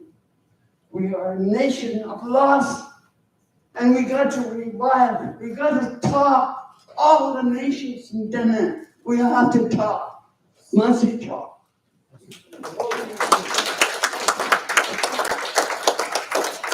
Must-see show, appreciate it all. That will be the last one. There is a paper going around, contact information hub. So some good news. They're gonna try to get the community engaged in about a month or two. Linda, they're gonna work on something for you guys, so you can have more of a discussion, John. We're gonna close it off here pretty soon, and a lot of good stuff. Bananes through. I'm gonna take these questions myself and create online discussion, because see, that's what I do. I'm gonna do that see whatever people can add. And one of the things, social media is it's an open door for people to say whatever they want and however they want. Well, lateral violence is not good for us, eh? Be mindful. I'm on social media, and I don't even reply to people's messages or anything, because you never know what their agenda is. You don't know the things that I gotta read behind that I don't share with everybody. I didn't create a community for people to argue. I delete all the negative stuff. So you gotta be mindful of that. Right? I remember I shared a picture. Someone inboxed me and said, "Why would you share that?" They said she was a beautiful woman. I said, "This is all I could find." Instead of going after somebody to see, remember when I said I can pick out everything negative of half of you? Instead of pointing out what someone didn't do, then go start your own and do it, is what I always say. Dennis, why don't you do this and talk to this person? Right? I encourage you, Dennis, sit with your elders. I might be gone tomorrow. I might be gone today, I don't know. I contributed to Dene language. It'll be there forever, as long as YouTube is alive. What are you gonna do as an individual? Not chief and council, don't blame chief and council, nobody. What are you gonna do by yourself? Zinek masinas tamarina churana talgorasain. 9 years of this because I want it. Every time I go to speak somewhere, I share about that I'm a cocaine addict, I'm an alcoholic. Because I want to be sober, and I want to be here. If you want it, then you can apply that same thing to language. If you want language, you're going to get it. If you want sobriety, you're going to get it, right? We're going to have to deal with lateral violence. We got to be respectful to one another. What is one of the Dene laws? Respectful to one another. They just always try to share that message. But I really appreciate all of you. I encourage all of you, if you have a recorder, share with everybody. At this time, I'm going to call upon Chief Kelsey Jacko to say a few words in closing, and Linda, the two. And then we'll close off with a prayer as everybody who's going to go home, drive safe, So I'll hand it over to Kelsey or Linda first. Kelsey.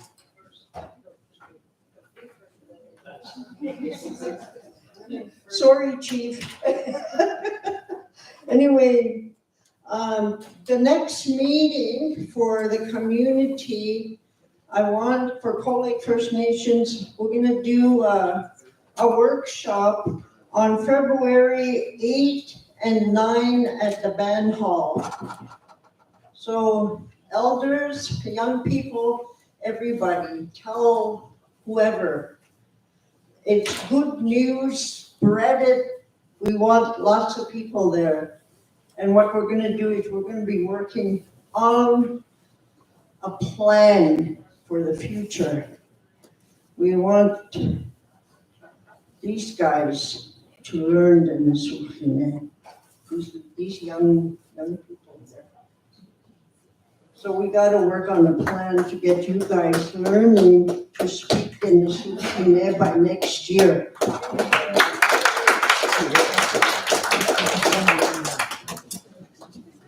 Masi. No, this is a start of something beginning, let's work together, unity. And for those going to the casino later, I gotta warn you, there's cougars over there. And mountain lions.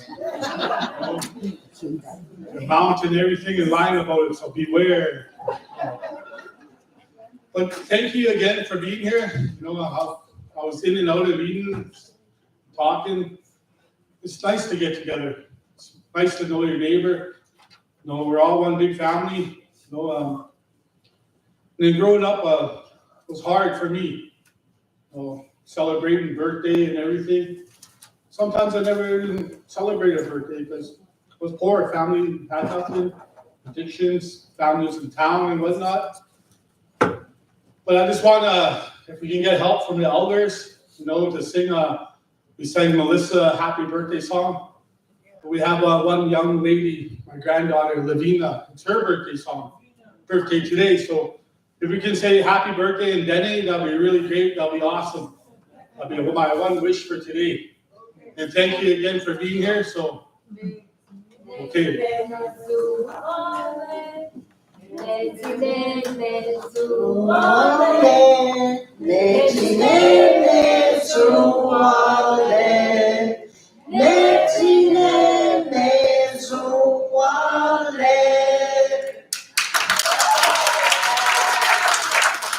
Awesome. Thank you for being here. And if people have to travel, safe travels home. And don't forget to love one another. It's in our blood. We're all family. Masi. Thank you. Happy birthday, Lavina. How old are you? Stay at the casino. There's cougars there. So everybody, thank you all. Appreciate it. Drive safe.